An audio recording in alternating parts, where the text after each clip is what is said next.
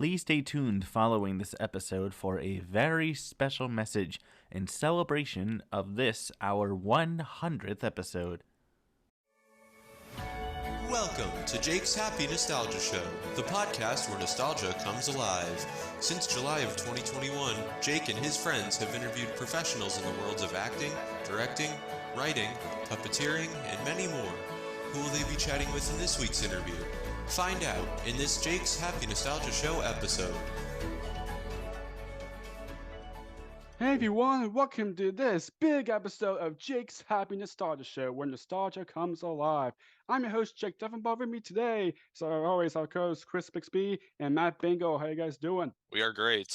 Terrific, Yes. Jakey. How you doing? Very Yes, good. I'm doing great. Thank you all for asking. And yes, guys, yes, this is a big episode here. Not just in another episode. It's been a bit that we have two guests, but also this episode is the 100th episode of Jake's Happy Nostalgia Show. Yes. Yeah, baby. It doesn't feel like it. We've done 100 episodes, know. and I just want to say, just for sure, thank you all so much with support, everything we started for July of 2021, and we're doing this podcast for almost next 2 years. five months would be 2 years, which is honestly crazy, and guys, it's crazy that we've been still doing it. I feel like we'd be keep on doing it for a Many while. years to come. For a few more years. I can't say thank you for 100 because I haven't been here every single episode. But hey, yeah. But yeah. I can't. Hope you all enjoyed this episode, of course, and well, yes, like I said, we have two guests. So our first guest we'll bring up forward today, he's he's done lots of things for Sesame. He wrote songs classic Sesame songs that you guys, the classic Sesame fans know, like the Monster in the Mirror and lots of other things. We keep on and on. And he also one of the creators of Between the Lions, Christopher Cerf. Christopher, how are you? Happy to have you here. Yes. I'm thrilled to be here. Of course, everything you just said about me is true of your other guests as well. Yes. Exactly the same credits. And another guest he's here with us today. He used to be a head writer for Sesame, and he's done other things, which of course we will bring up later this episode. Here he is, Norman Stiles. Happy to have you here as well, Norman. How are you? Hi, how are you? Oh, sorry. Sorry. But I did want to point out that Norm co-wrote Monster in the Mirror and Yes. also was Co-created Between the Lions. Between the Lions. So Yes. I didn't want to take that credit without him. Of course. Oh, it's fine. Thank you, sir. You're welcome. Of course. Yes. Happy to have the both of you on. Yes, Yes, very especially for happy to be this here. Big Big- 100th episode. Yeah. Big Yes. episode. Yes. It's crazy. So to really start this off, so for the both of you, would you care to introduce yourselves a little bit and what you do? Shall I start? Yeah. Sure. Yeah. Okay. Well, I'm Chris Cerf, and you already said some of the things I do, but I've been working in all kinds of media for more than half a century, I'm ashamed to admit. Time flies when you're having fun. And but a lot of those years were spent, as you already said, working with Sesame Street, working primarily, I guess, on writing songs, but also I was in charge of producing records for a while and helped run the non-broadcast part of it, books and records and all that, which I helped start actually. So that took a lot of my life doing that and was thrilling and still thrilled that I was able to do that and collaborate with some of the most brilliant people I ever met, the Muppets, my friend Mr. Stiles here on the program and others. And I've also, with Norm, started Between the Lions, which ran on PBS for 11 years, 10 seasons, to teach reading to kids. And we're using that show now in schools, just beginning to get it in there more and more, linked up to daily lessons. And that's really working. So Between the Lines lives, I'm proud to say. Yes. Oh yes, And such and, amazing show. and at other times I've worked on crazy books. I was part of National Lampoon and a lot of other things that we may not get to today, but they're in the background if you care. So Norm, take it from there. I'll take it. I graduated from Hunter College in the Bronx with a major in zoology and a minor in organic chemistry, which really prepared me for the career in children's television, I think. Yeah, Because there's nothing explains like a lot, actually. Yeah, there's nothing like organic chemistry to help you put words in Bert's mouth,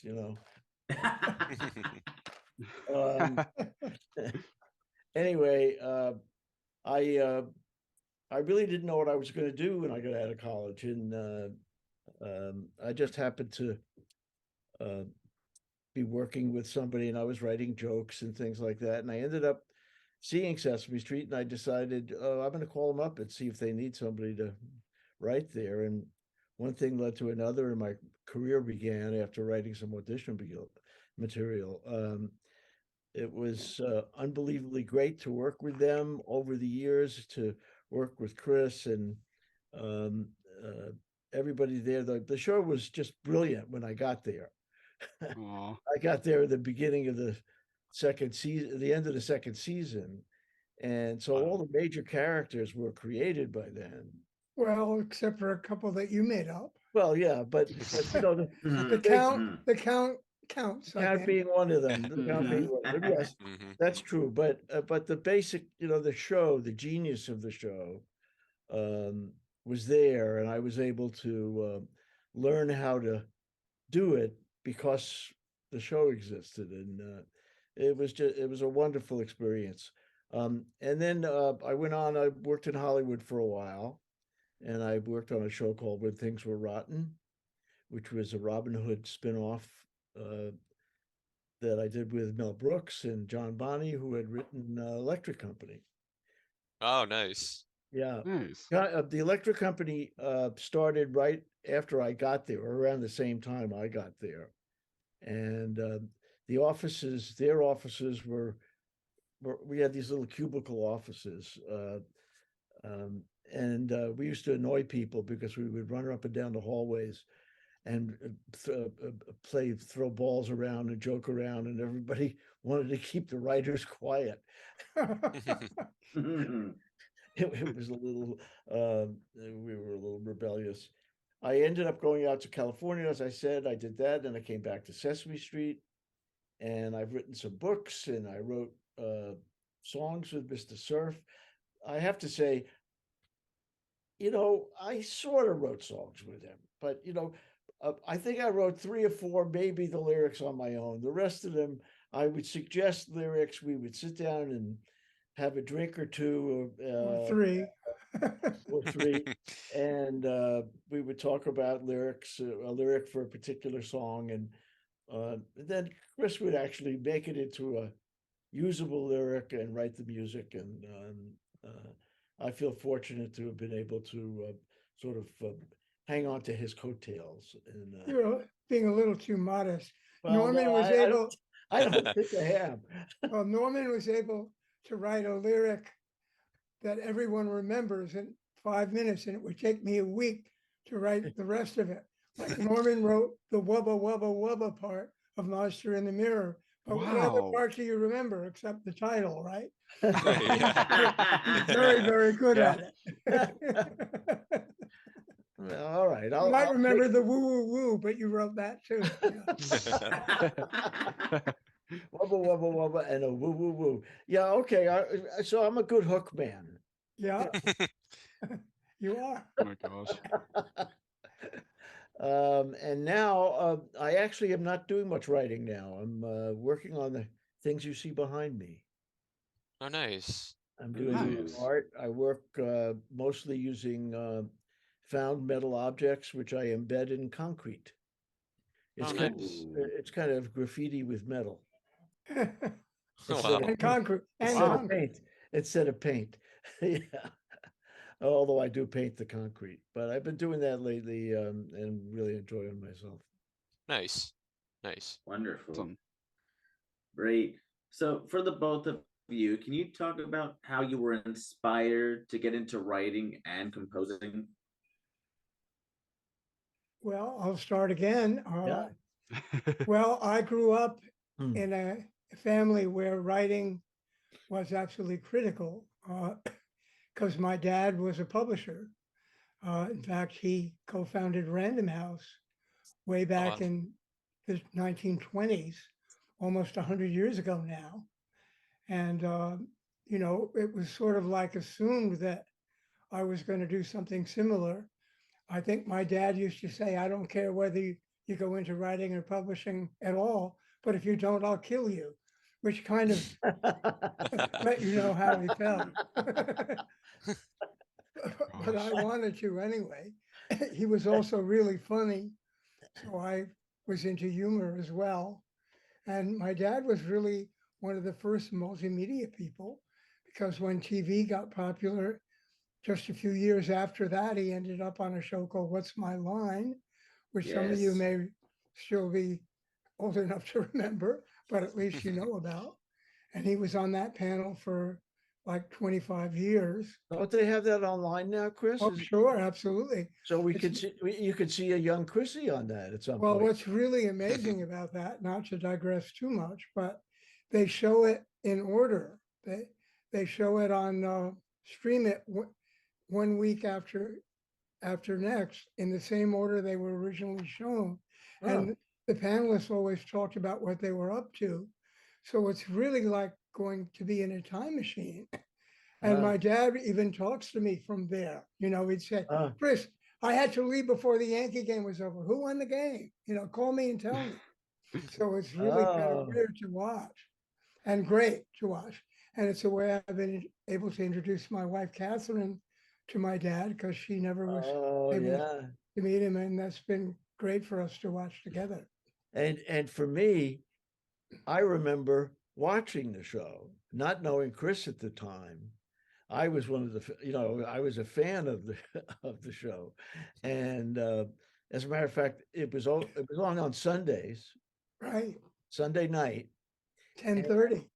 at 10:30, and it was one of those things where I would watch it and know that at 11 I had to go to sleep because next day was school. And it was sort of the last fun thing that I got to do before I went to school. You never told me that before. That's No, I great. know. Oh, wow. Yeah. And I would go to sleep. And you know, Chris's dad was really funny. He was the funny guy, really. Well, I guess there was, who else was on the show that was also funny? Steve Allen, pretty Steve funny. Allen. There was somebody else as well.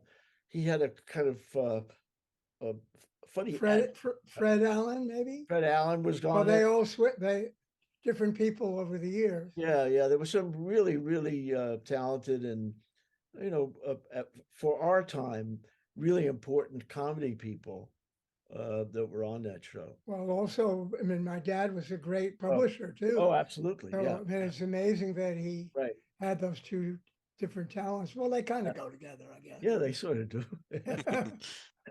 But anyway, you asked me, I didn't quite finish because how I got into composing. My dad was not a musician, but he loved music. And my mom started beginner books actually with Dr. Seuss. So I was really interested in early education too.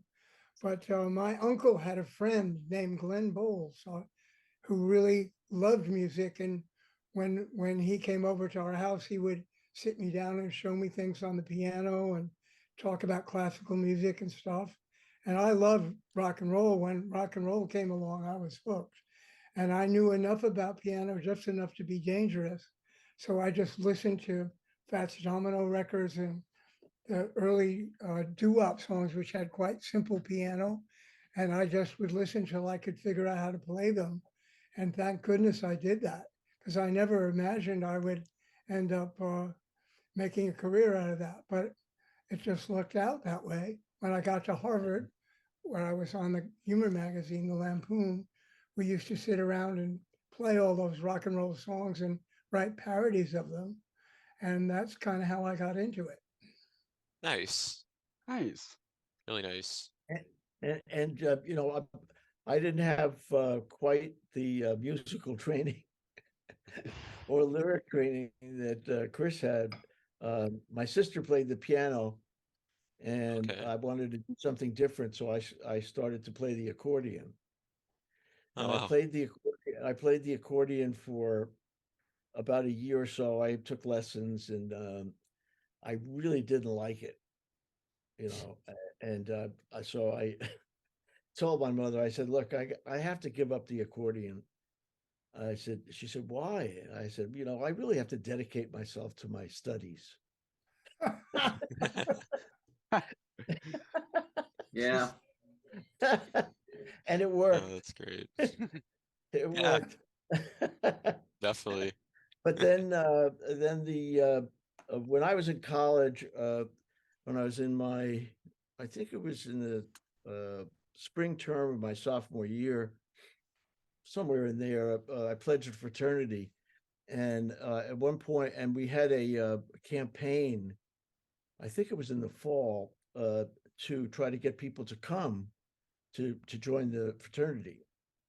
And so we had an event at the student hall, and we were the AEPI Beatles. Oh, wow.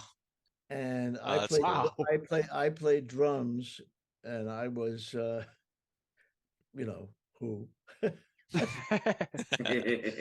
And so, and the lyric was, "So now come to our mixer, you'll see many chicks there." Da, da, da. Oh, Yeah. that's fantastic. Rhymes my with gosh. shiksa also. And some will be shiksas. Yeah. Yeah. Oh my gosh. See, you just experienced what it's like to write lyrics. Yeah. That's Yeah. wonderful. That's awesome. So So then when I got to the workshop, I was I met Chris, and Chris, you know, I think you had just started writing some songs, mostly 50s rock and roll type songs. Right. And I think the first one I wrote was Exit. That is correct. Right. Exit and Danger were the first two. Exit and Danger. And I think those may be the only two where I wrote most of the lyrics on. The rest of the things I worked with Chris, he wrote all the lyrics. No, that's What not the heck?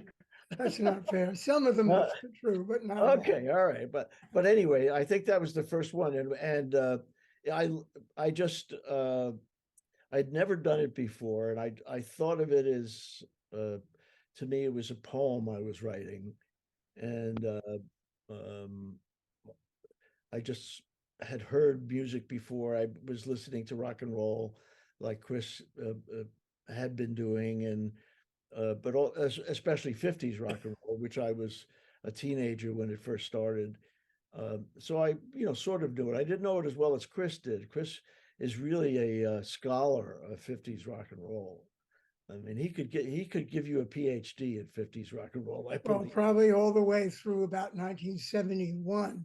Right. And then my knowledge begins Wow. to get, well, I know a lot about the 50s and 60s, quite a bit about the 70s, some about the 80s, a tiny bit about the 90s.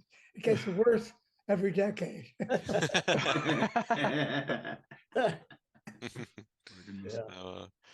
Yeah. So for the both of you, how do you begin working on Sesame? How did that come about? How did it how made that happen? Well, two different ways. Should I start again? Sure. Yeah. So I just lucked into it from about 4 completely different coincidental directions. One was that I was in the Army, believe it or not, trying to avoid. I joined the National Guard to try to avoid being sent to Vietnam, to be honest, and it worked. But on the bus going to Fort Dix for active duty, I was sitting next to a guy whose name was Jeff Moss. I didn't know yes. this. Yeah. You don't know this story, Norm? Wow. No. This is years before Sesame. Rest This his is soul. 1964. Rest in peace. So we became good friends, which came in handy later. A Yeah. second reason that I knew about Sesame was I went to Harvard, and the top musician around writing pop music at the college then was a guy named Joe Raposo. Oh, yeah, yes. yeah, We're yes. friends as well. But then in addition to that, I was working at Beginner Books with my mom and Dr. Seuss, which was a pretty cool thing to be doing Yeah. in Oh, the, that's cool. in the Wow. 60s. Yeah. And I heard because of Jeff and Joe mainly that Sesame Street was in the works. And I thought, wow, we should do Beginner Books with Sesame Street. And so I contacted them when the show was starting about that. And a fourth thing was that Joan Cooney asked a friend of mine from Random House who would be good to work on books here, and he recommended me. So all those things were in play. And finally, I ended up trying to get Sesame to come to Random House. And they said, why don't you come over here and do it from here instead? We don't have a book division yet. And my dad was at Random House was paying me far too little. So I agreed to go to Sesame Street. That isn't the only reason. The minute I saw the Muppets, I was completely hooked. I said, I've got, Of course. I have to go do this. And there were my friends, Joe and Jeff, with key jobs by coincidence right there. So Wow. it was great. Great right from the beginning. Oh, yeah. I am so lucky. And the luck continued because I just worked on, I got to work on records. So I was beginning to play with music. But if Joe Raposo didn't know that I did rock and roll parodies at Harvard, I don't think they would ever have let me try to write a song. But I wrote a song. They asked if I wanted to try. And I wrote a song called Count It Higher. Yes, great song. Love Wow. That was the Classic. very first one. Wow. And Joe loved it. My dad. And nobody realized that I knew how to play the piano that way. And it just so happened that Joe, who had studied with Nadia Boulanger at Harvard and knew everything, didn't know how to play rock and roll very well. So he said, hey, there's a place for you on the show doing this. And Jim Henson thought it was really funny. So he agreed to play my little character that they made up. So Wow. went on from there. Pure Yeah. chance. That is Pure chance. That's that is- amazing. great. That's amazing. That's crazy. Luck. That's great. Absolute luck. Yes. Yeah, that's for sure. That's great. What about you, Norman? Not a very different arrival. When I got out of college, I really didn't know what I was going to do, and I needed a job. My first and the job I got was working in the welfare department of New York City. As at the time I joined, they were called. I would have been called an investigator. And what we did was we had these little kind of loose leaf books that were about this big, some little black book, and you would go and visit clients, and they call them investigators because you want to supposedly you're going to try to find them cheating and things like that. Anyway, I was on Oh the my job. gosh. I was on the job for 3 weeks, and we all went on strike. Oh, wow. Oh, Oh, boy. And what we went on strike for was a good thing, was yes, more money, but we also wanted it to be treated more professionally.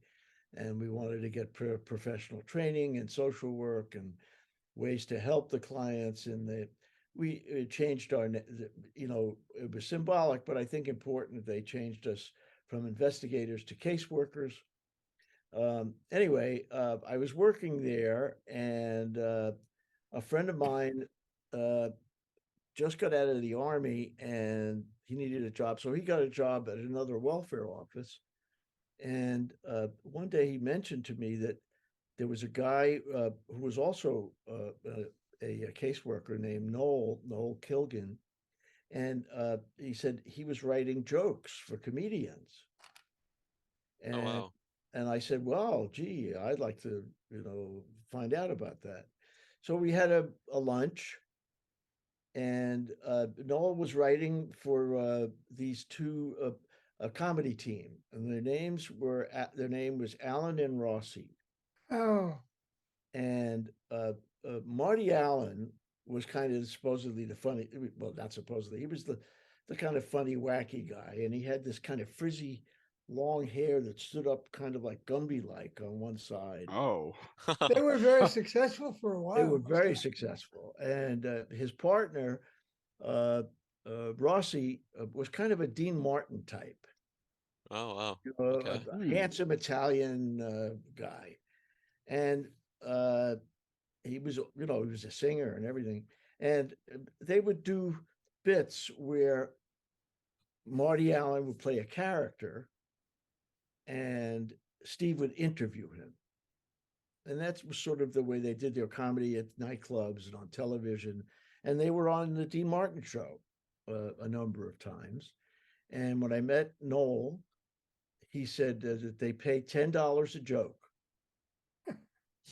And for me at that time, by the end of a week working in the welfare department, I didn't have enough money to buy cigarettes. I smoked at the time, and I was out of money.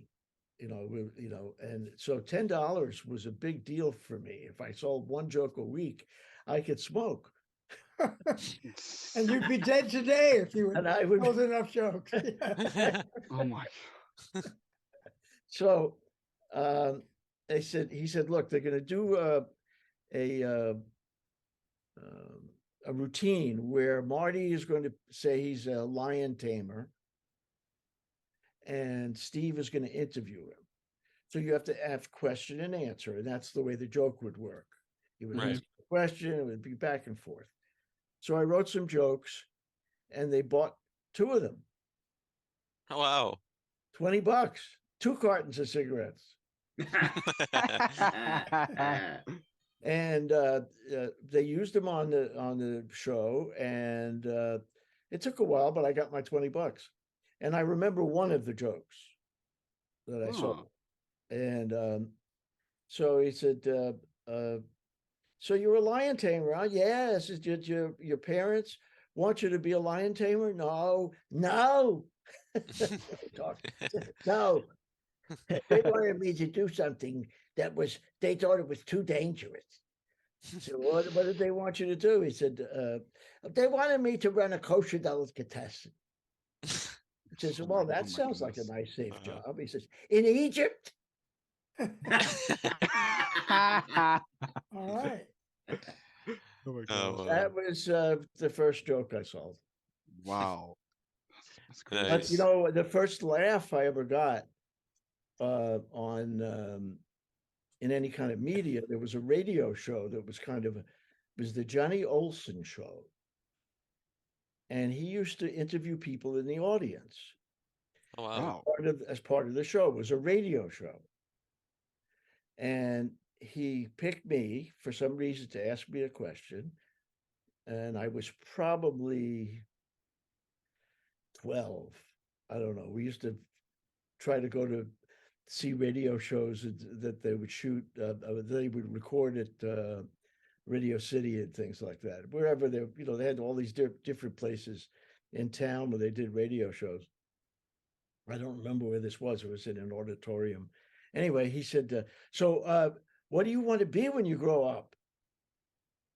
And I said, oh, I want to be a surgeon because, at the time I thought that would be a really good job. And he said, oh, what does your father do for a living? And he really did do this. I said, he was a zipper salesman. That got a very big laugh. Surgeon, oh my gosh. Zipper salesman. Yeah, it all goes together. Here's a coincidence.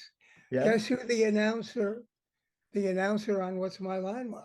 Johnny Olson. Was it Johnny Olson? Yes, I knew him a little bit wow. because we would go to the set No every kidding. Sunday night. Oh my Yeah. gosh.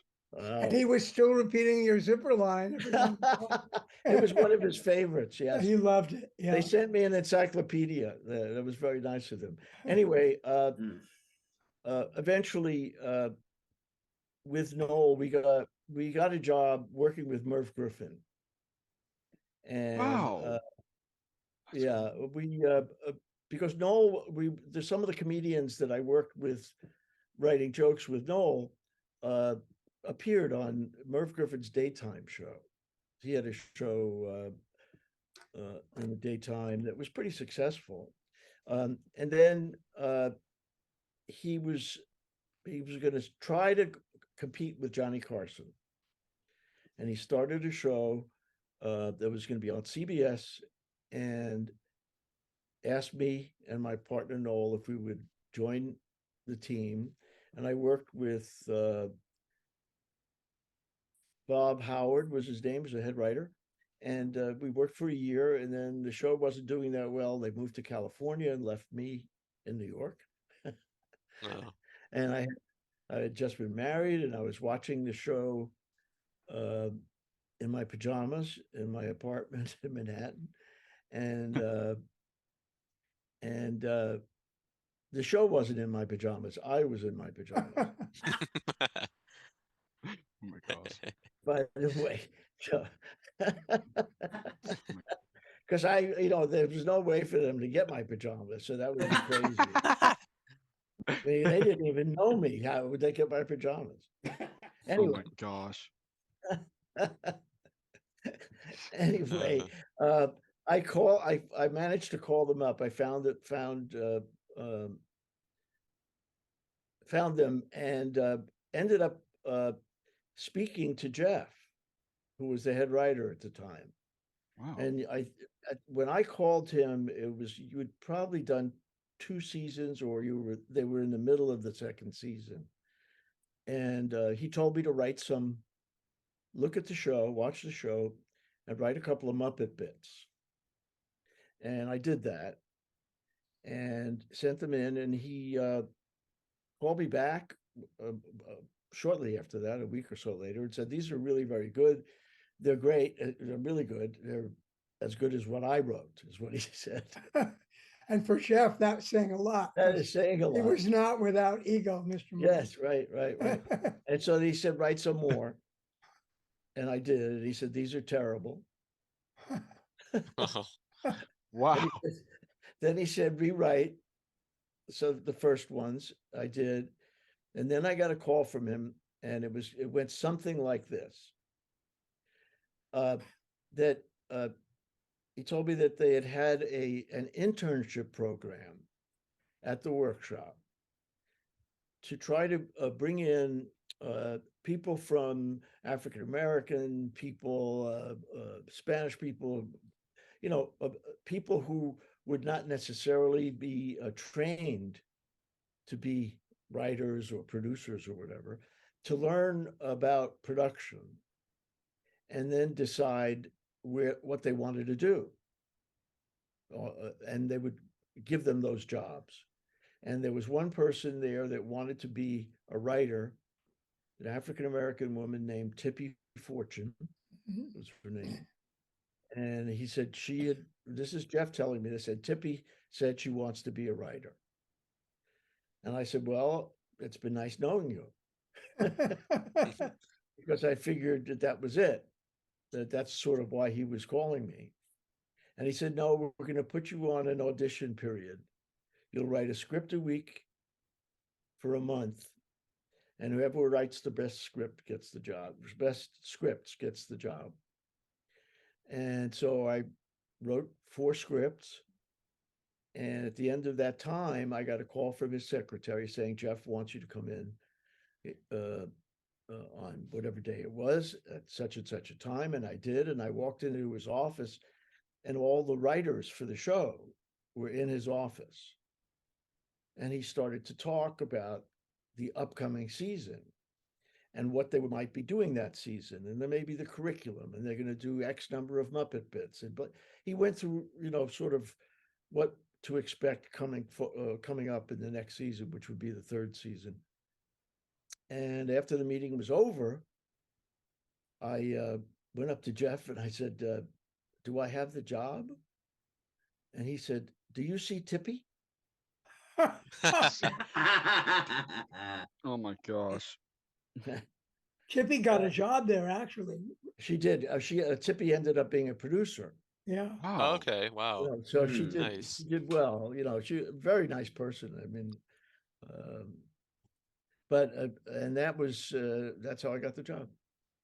Nice. Nice. Like, speaking of, being as head writer, what does what does that job entail for you? Well, you know, it depends. You know, it's different on different shows, um, but I think one of the main things that a head writer or a story editor or any of those people who have those jobs in supervision and writing, um, th- all the characters and the way the show is supposed to come together, how the characters speak, and all of that. Mm-hmm.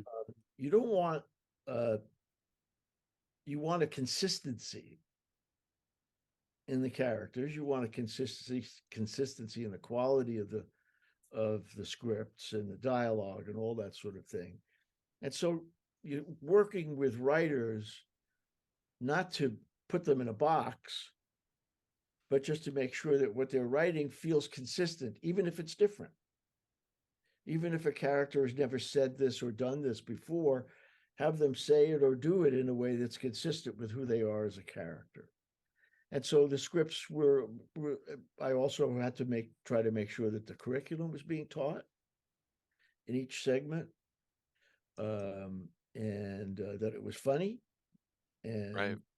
but it was Mm-hmm. generally speaking, you know, a collaboration is the way I saw it, because I had so much fun with each of the writers when we would be talking about scripts.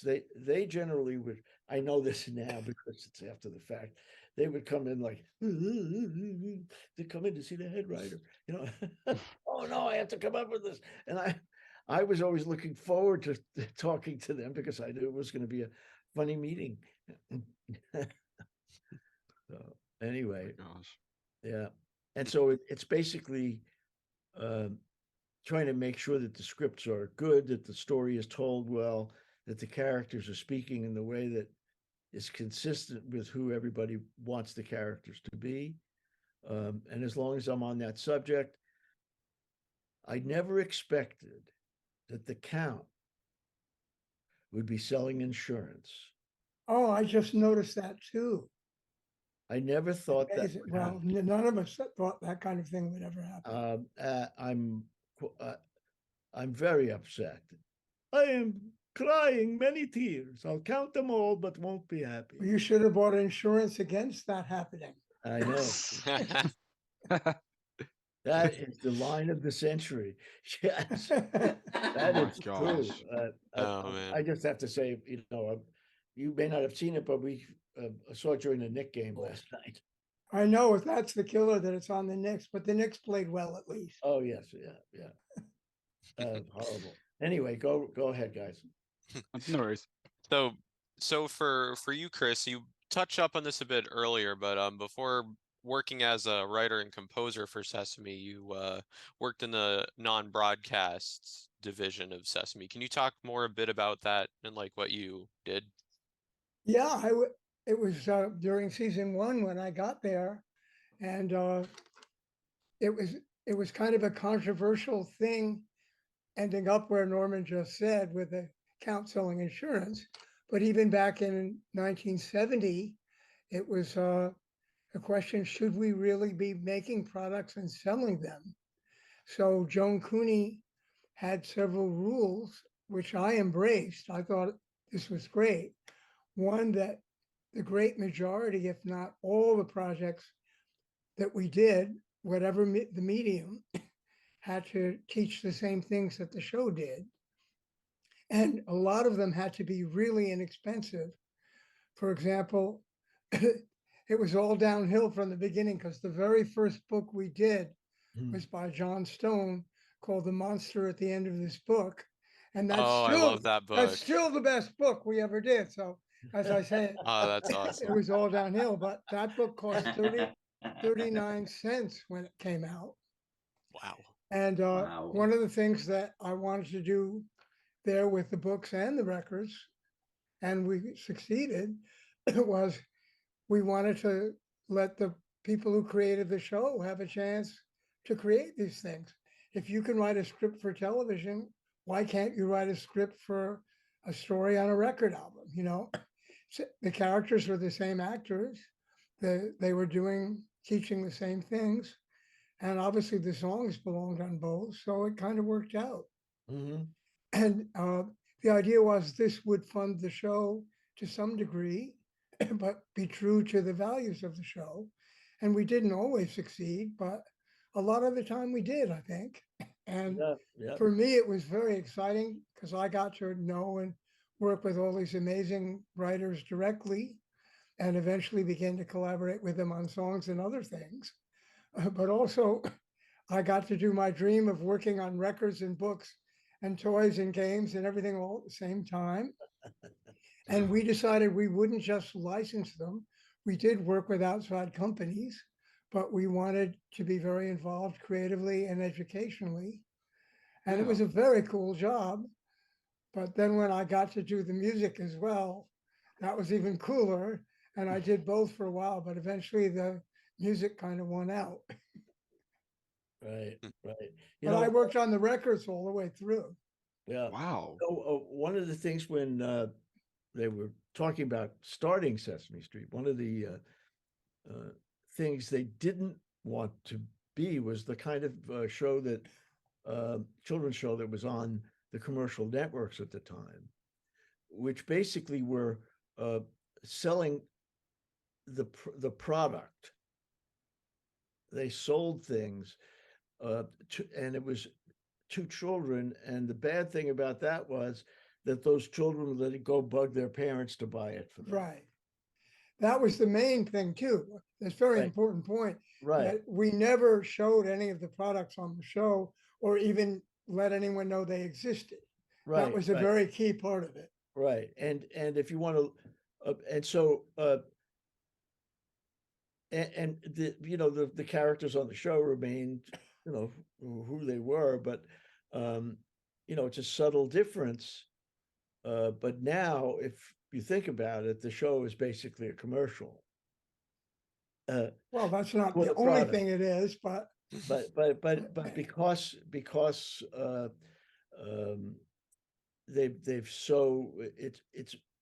they've really outrun where Chris was.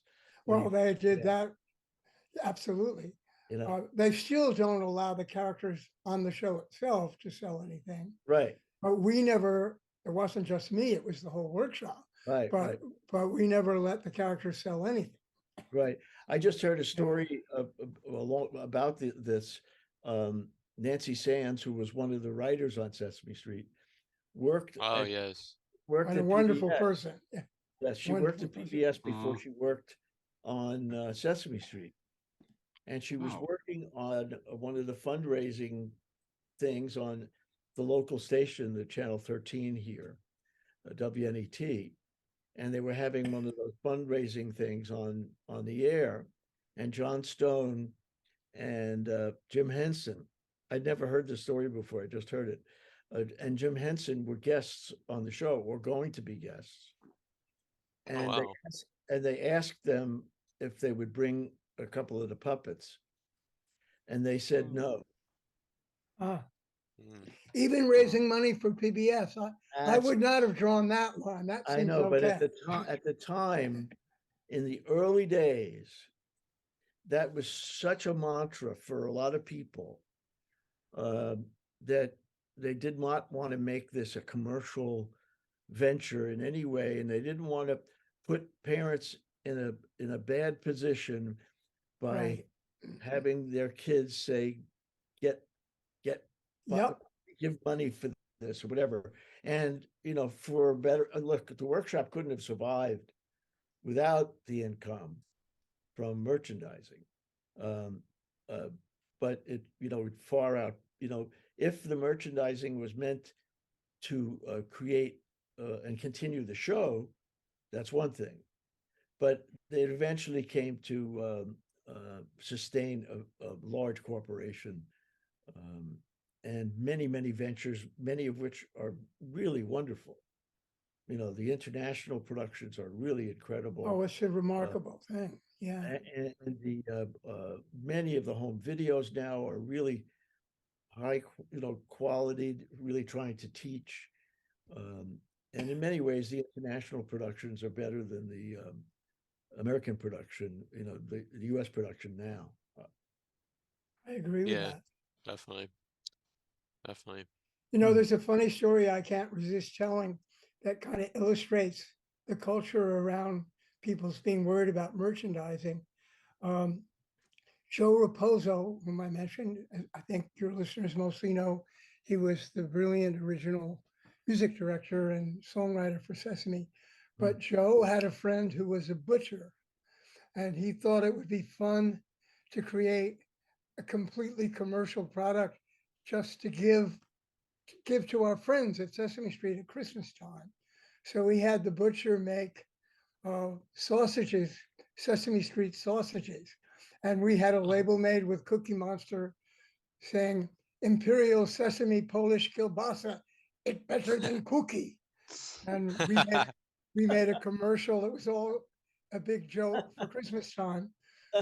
And the night before we were going to give these gifts out, Joe and his friend Dave Connor, who worked in the music department too, they brought all the Sesame Street kielbasa packages and put them in the refrigerator in the cafeteria at the office. And lo and behold, somebody found them, but they were a real product. So there was a tremendous scandal the next morning. Chris, did you license sausages? No, I don't know what you're talking about. We realized that the lawyer and some of the other people didn't get the joke at all. So we decided to run with it. And we got commercials made. We had Joan Cooney interviewed by someone who claimed to be the editor of Lynx, the sausage magazine. And every time anybody figured out the joke, we just let them in on it. So eventually half the workshop knew this was a joke and the other half didn't.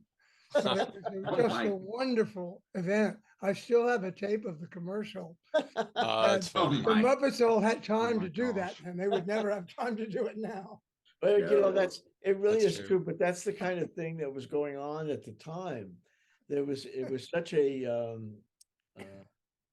free and a creative spirit with most people at the workshop at the time. It was new. It was it was amazing. It was the only thing you could compare it to.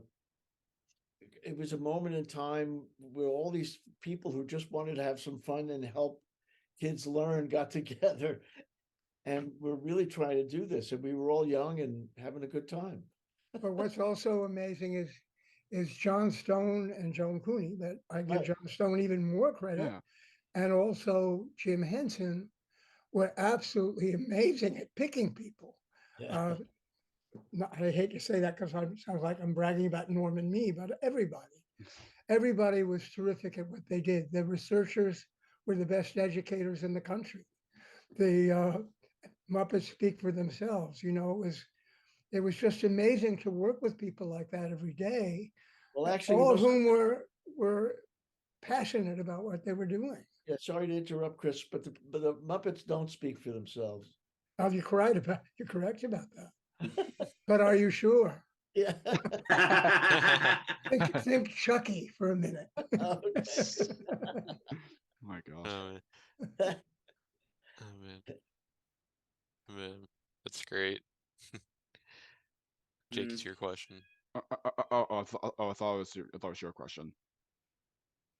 I thought it was. Just somebody ask it. Somebody. Go ahead, Jake. I really don't have that question. Hold on. Yes, you do. The kielbasa story killed the whole conversation. Yeah. Yep.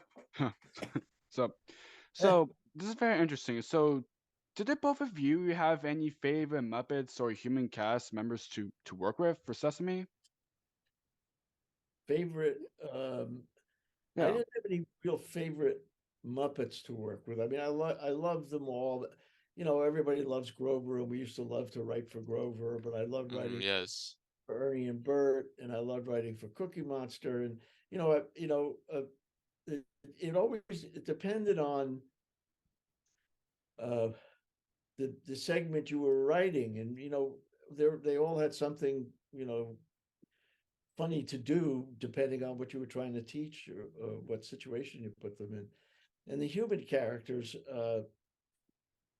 we worked in the very beginning when Sonia and Emilio and they all joined. They joined the original cast, and Bob too. Yeah, and they're all, each one. I can't. I don't think I can pinpoint it or give you specific examples. But there were certain kinds of things you would love to give to a particular actor because you knew the kind of performance and the kind of character they portrayed. So you would give certain kinds of things to different actors, and I can't sort of specify that, but I loved working with them all. I really did. Nice. I think, I wrote mostly songs, of course, but I loved working with Grover songs in particular. Oh, yeah. Just because he was so Grover's awesome. neurotic Oh, yeah. and so eager to please. But Cookie Monster was always great because you knew how to get out of every bit. I mean, every song, he would just eat the set at the end or whatever. So you didn't have to figure out some elaborate joke to get yourself out of it.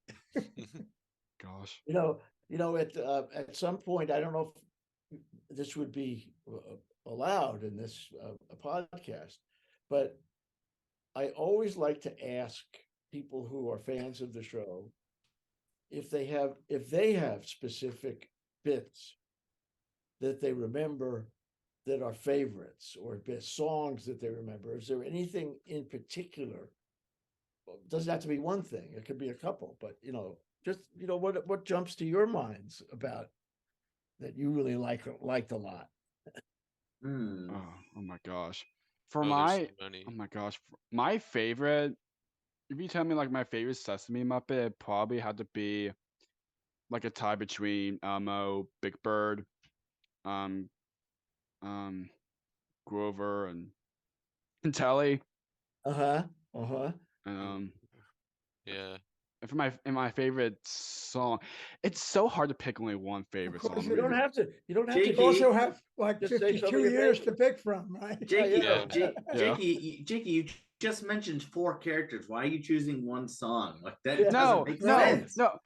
Like what I mean is like it's very hard to pick just only one because there's so many good ones. Who said you can pick a couple? You can pick a couple. That's what I was literally about to say. Help me. Like, oh my gosh, my favorites, couple of them.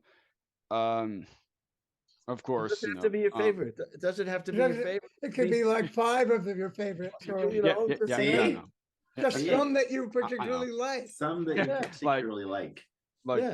Dewey Rubber Duck, Dance Myself to Sleep. Yeah, that's a good one. Put Down the Duckie. So many good ones. See, you're picking all the right ones so far. I'll say, funny enough, one song that you wrote, Chris, that gets stuck in my head all the time and the word is no. Oh, you know what? Oh, yeah. If you ask me, forgetting what's the funniest or everything, just musically what my favorite song I ever wrote for Sesame Street is, it would be that one. I think that's technically the best song, partly because Paul Jacobs, who was a brilliant musician and arranger, did a chorus type arrangement for that. That without that arrangement, I don't know if anyone would like the song half as much. But I wanted it to be like the chorus, but Paul could make it come out exactly like the chorus, he was amazing. Paul, I just have to put in a little plug for him to give you an idea of Paul's talent. He, worked with Meatloaf a lot. He was his road guitarist and piano player. He was equally good at both and good enough to play them in concerts. But Paul also won the Van Cliburn contest for Rachmaninoff's concerto playing. So that'll give you an idea of the range that this guy had. So we were so lucky that he would come and arrange what we wrote. It came out a little better than if I arranged it, I'll tell you that. And also he worked a lot on Between the Lions. Oh yeah, with Sarah Oh, for Durkee. sure. He Yeah. was a music Mhm. director, Right. and he was originally the music director for National Lampoon as well. That's how I knew him, and did the show Lemmings, where John Belushi and all those people got their start. Nice. One of, Nice. Talented one guy. of, If there's a lot of good ones. I mean, a lot of good ones. a good song that I think Sarah Compton wrote was "We Are All Earthlings." That's Oh, a that's Yeah, great. amazing, Great song. With amazing Jeff song. Moss, I think. Jeff Moss wrote the music, I think. yeah, and they've made a And lot of Sarah different Compton. versions of it too. Oh, that's one of my Yeah, real favorites. Yes. Yeah. Great song, and a great Muppet production too. The video Oh on yeah. that is Mm-hmm. splendid. Yeah. One I of mean, my you can go ahead. one of my favorites that I had recently rediscovered was it was the lyrics were by a previous guest of ours, Emily Pearl Kingsley. Oh yeah. Oh, yeah. Love her. She's great. She's awesome. She was wonderful. It was Big Bird's rock and roll song that they did. What season? I think it was like season 23, I think it was.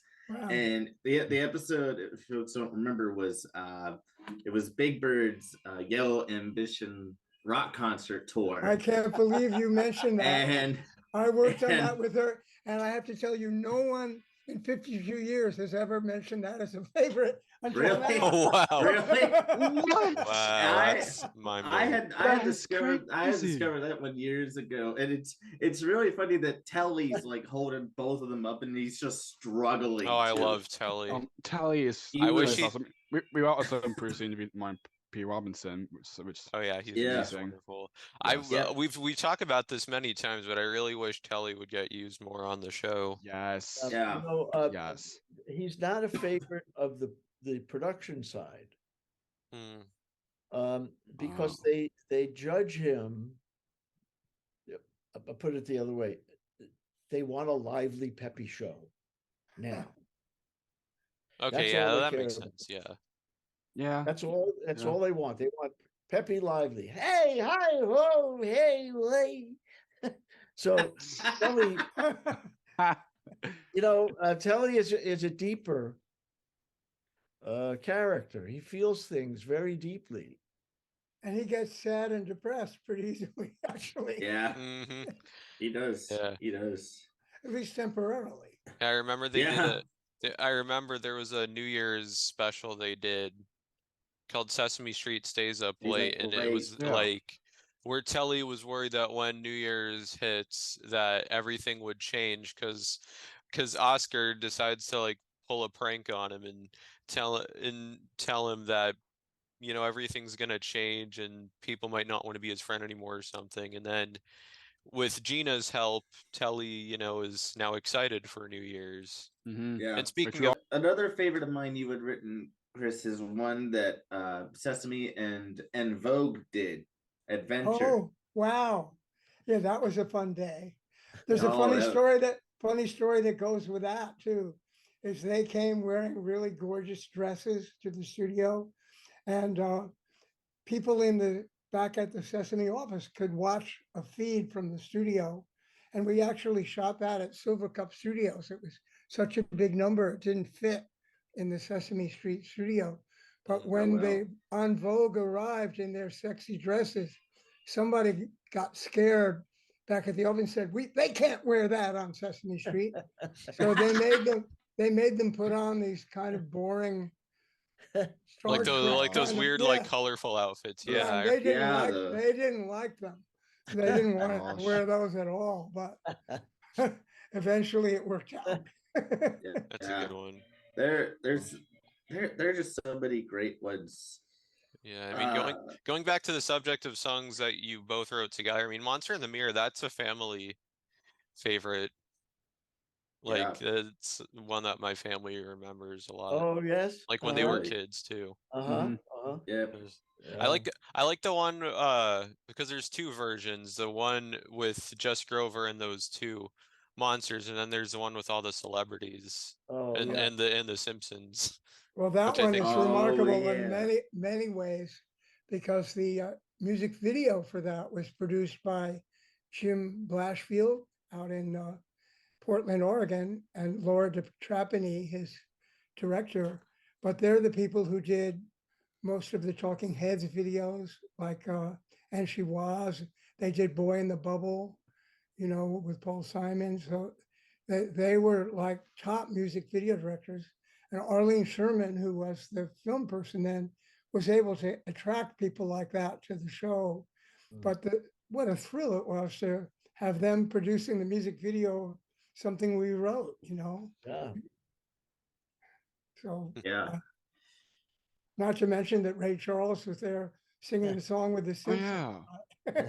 Yeah. And another song that I really like is the where Little Richard sang the Rosita song, which I remember Carmen. I think that's one of her favorite like Sesame like moments of where Rosita where Rosita surprised Little Richard and Little Richard did that song, which is You're mentioning things that were big thrills for me because Little Richard was one of my idols when I was a teenager myself. Oh wow! And so I was there when he played it, and he came over and he asked me whether he was playing it right, and I said, "You've got to be kidding!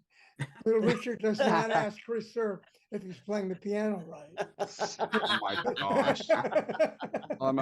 Little Richard, are you actually playing the piano right on the actual music video? Well, Little Richard played the piano on that. Yeah. It's sort of like the joke I do sometimes. If you're listening to classical music, I'll be listening to Beethoven or something like that, and I'll say to whoever's in the room at the time, "It's coming up now soon. Here's where Beethoven went off."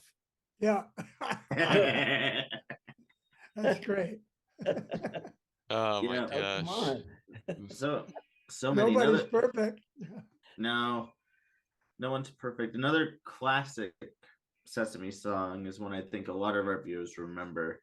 The Honker-Duckie-Dinger Jamboree. That's you. Now there's a song, Normie. I think you wrote all the words to that. No, I don't think so. I remember sitting in the restaurant writing that with you. That means I had more drinks than you did. Right?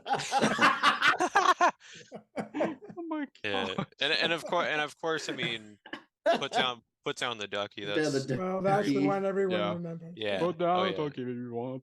Yeah, which they brought back when they did the 50th special, which I thought was great. That was really cool. Yeah. And in the same kind of way too, like they had different celebrities come on and do it. But, that was actually one of the first times that Sesame did that.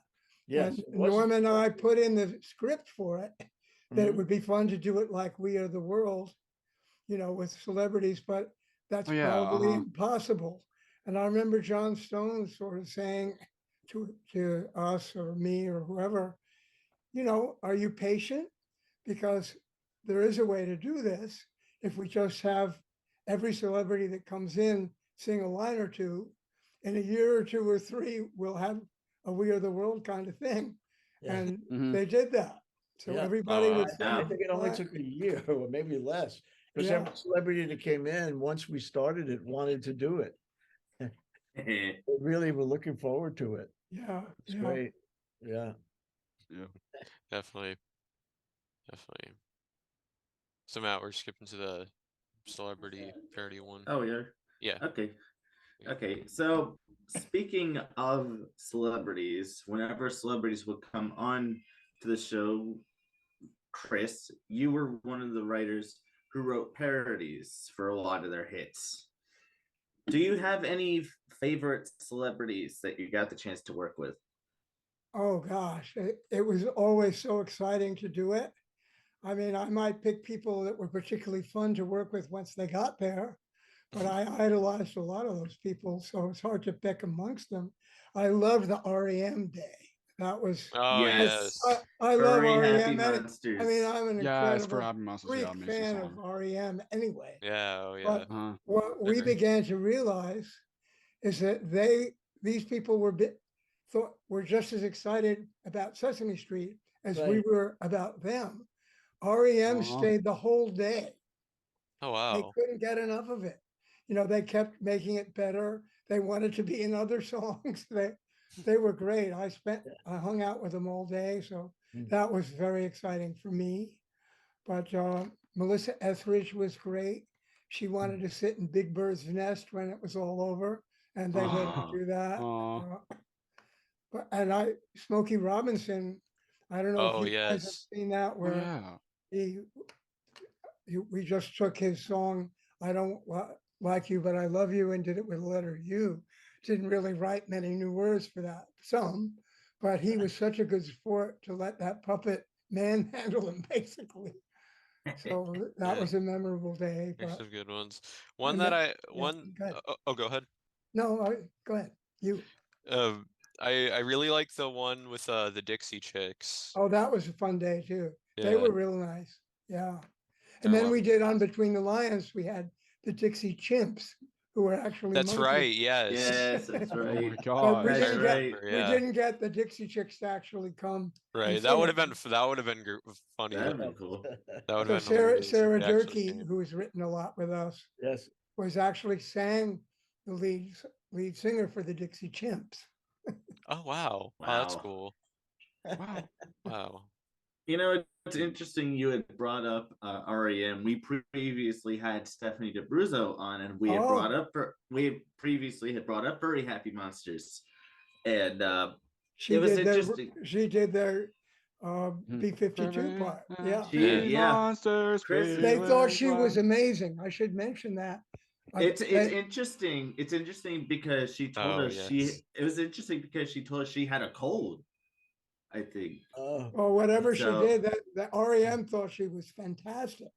Oh yeah, I know. it's interesting. It's She interesting. was.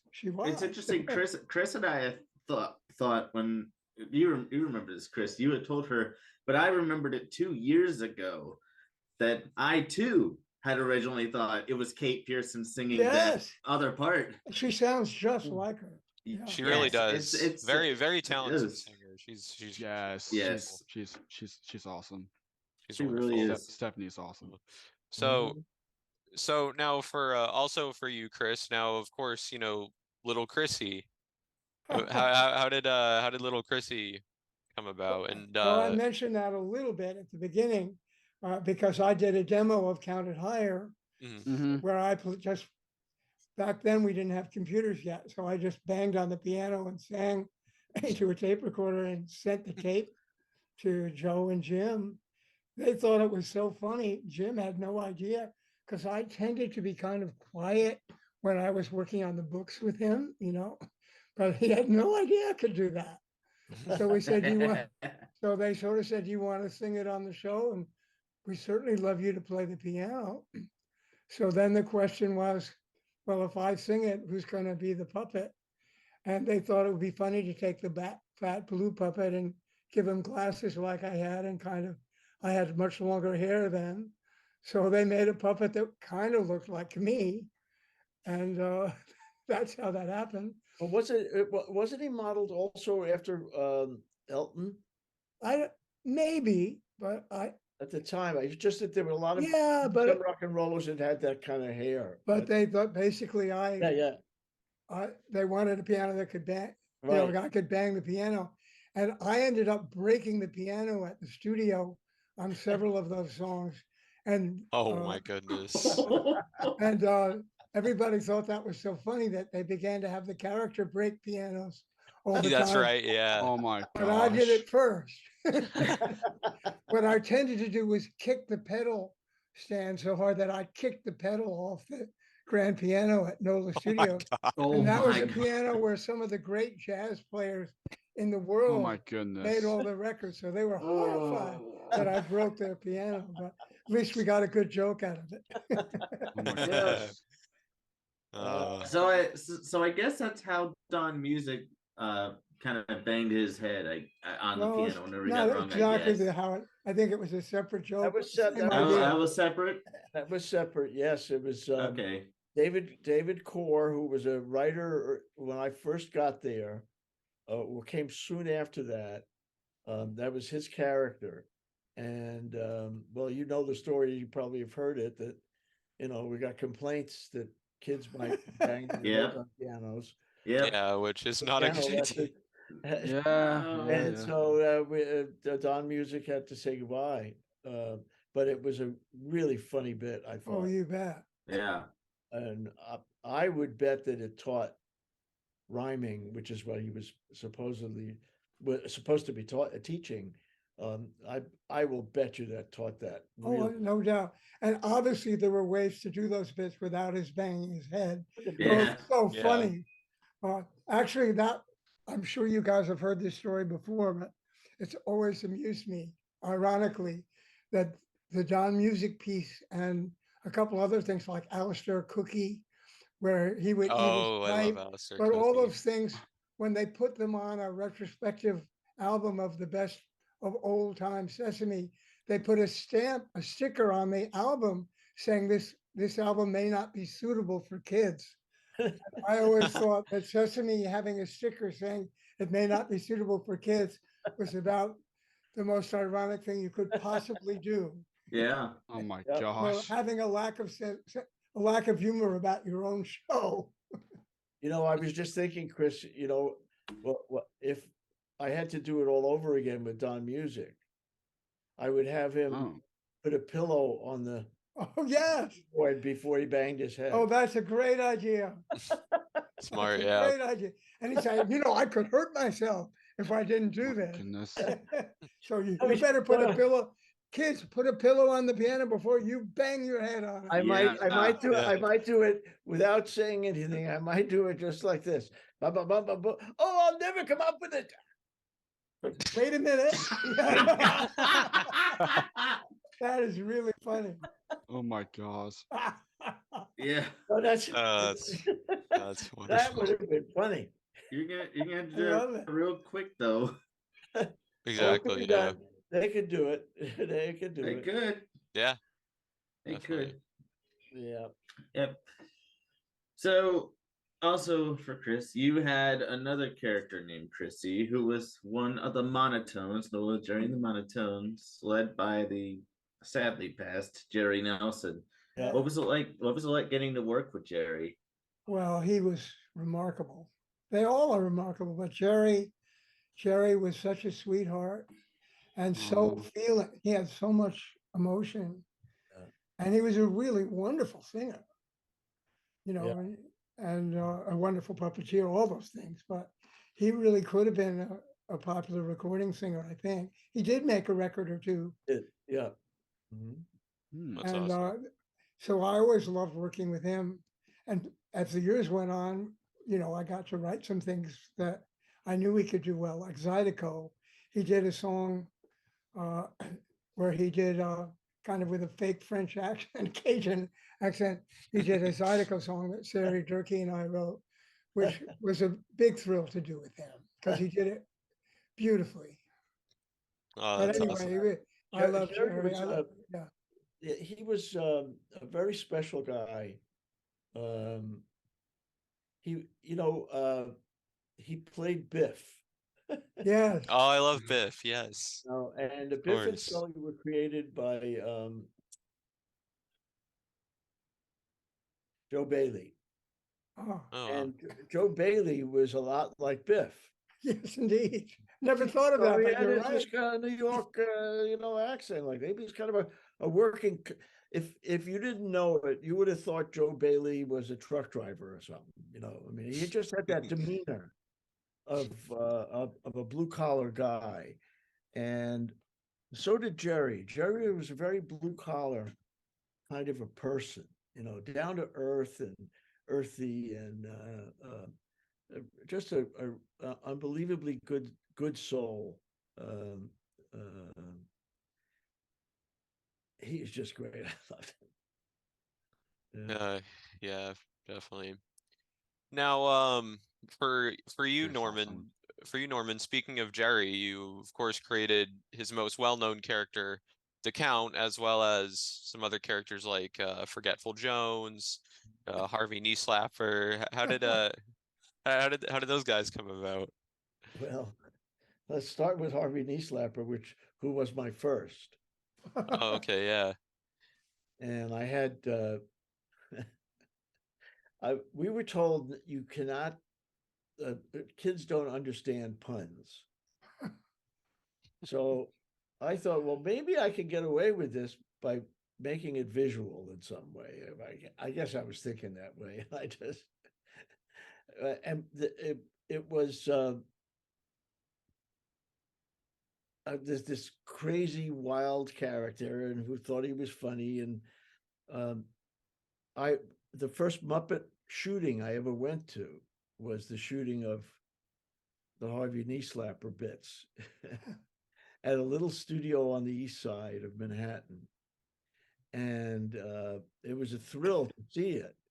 But the character didn't live for too long because it was too hard for Frank to do. It strained his voice. I don't even remember what he sounded like now. And it was, most of the things that we wrote and most of the characters that we created somehow came out of the curriculum. That's right. So, Right. So if he was going to, and this was sort of a little bit like, anything where you want to have, here's a B. How am I going to do the letter B? Well, do you know where I want to be? No, where? There, a B. So it was just meant to be kind of stupid. And stupid is what I really like to do. Something there was a couple of these two clowns, they're not with makeup clowns, but people who do clowning, that kind of theatrical clowning on stage, and they used to refer to something that they thought was really funny as really stupid. They didn't mean it intellectually challenged. They meant it that there was something just so funny it was stupid. Oh my gosh. Oh wow. So that's Harvey Knee Slapper. The Count just came about again because of curriculum. We taught counting. Count came to my mind. The Count.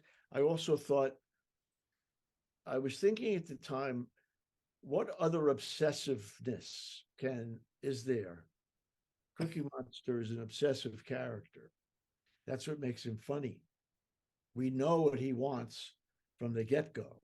Right. So it comes on screen, and what a character wants is really important. Sometimes it's only on a moment-by-moment basis, but for Cookie Monster, it's from the minute he wakes up to the minute he goes to sleep, and then he'll dream about cookies. So it's a complete obsession, which can be funny. And somehow that all came together with a character that is obsessive about counting. And I wasn't 100% sure what I was teaching, because counting in and of itself, how many times can you just have somebody count? And Sharon Lerner happened to be passing my office. And I said to her, Sharon, I am thinking about this character, the Count, and it's about counting. And she said, oh, if he counts things, then it's enumeration. That when you count something, when you get to the end of it, that's how many you have. And that's an important, intellectual early learning skill for children to have. So I was off, because now he could say, they called me the Count because I love to count things. That's the way, when you started, that's what he said Right. every time, right? Right. So I had that, and we finally got a script. And I went to Jeff and I said, I think Jerry Nelson would be great to do this. And he said, well, go ask him. And I was young, I hadn't been there, I don't think, maybe a year. And I went to the set, and I can remember it. I mean, the image is just vivid in my mind. Jerry was inside Hooper's store, right inside the window that was in front.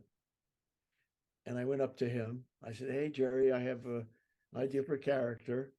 And it's modeled on Bela Lugosi, who was a Dracula He did Dracula in the movies. Oh, nice. And he sounded like this. That's what he sounded like. And so Jerry didn't have to go too far to and he did his version of that, which was just fabulous, because he had that deep resonant voice and he really put himself into the obsession. I was talking about this with somebody else the other day, relationship to the commercial for the insurance company. The Cookie Monster was always smiling.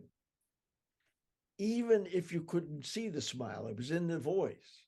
Hi, hello, how are you? Good to see you. Oh my goodness, that's terrible. He's even smiling if he says that. There's something, so that's what, and Jerry brought that kind of, he brought that energy and that vibrance and that joy and all of that into that performance. And it made the character. It made the character. And I think Matt Vogel's doing a good job with him now too. Yeah. Oh yeah, and what about for Forgetful Jones? Forgetful Jones. Let me just go back to Forgetful I Jones. hope it wasn't Matt Vogel doing him on the air in the commercial because it wasn't very good.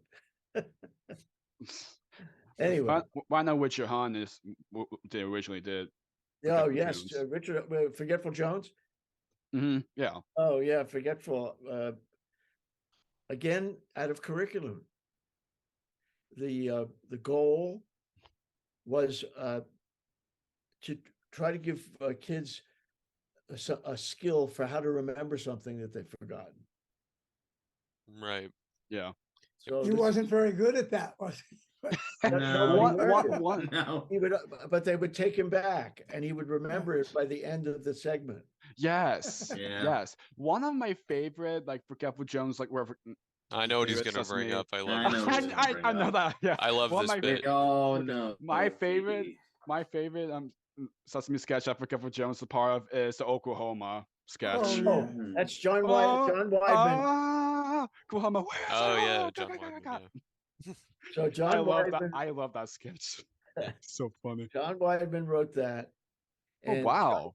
John Weidman has written with Stephen Sondheim. He writes. He really does write Broadway shows.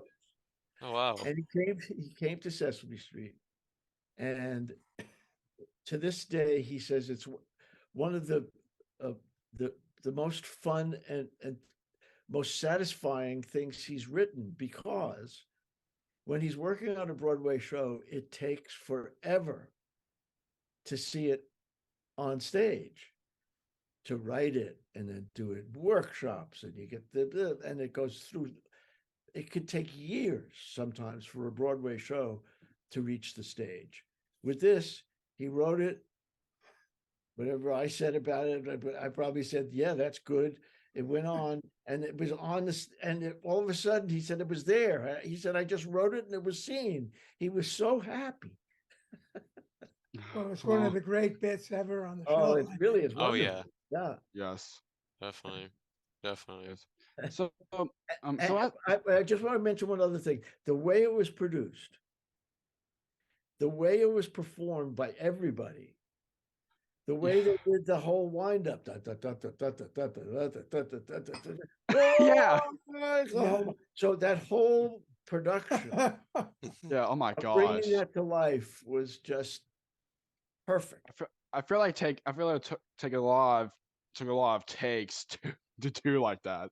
Well, they rehearsed. They would do some rehearsals before. Yeah. So, I mean, right. they probably. I would not be surprised if they did it fairly quickly. They were really amazing at that. Although there were a lot of characters in it. Yeah, definitely. And I love where Kermit was like. So of course they got to repeat what they did about 50 times in that piece. So Forgetful Jones finally, until he finally remember it. Yeah. It's too late. It's time for lunch. Yeah. So as a wire and head wire, do you have any favorite episodes or inserts you wrote for the show?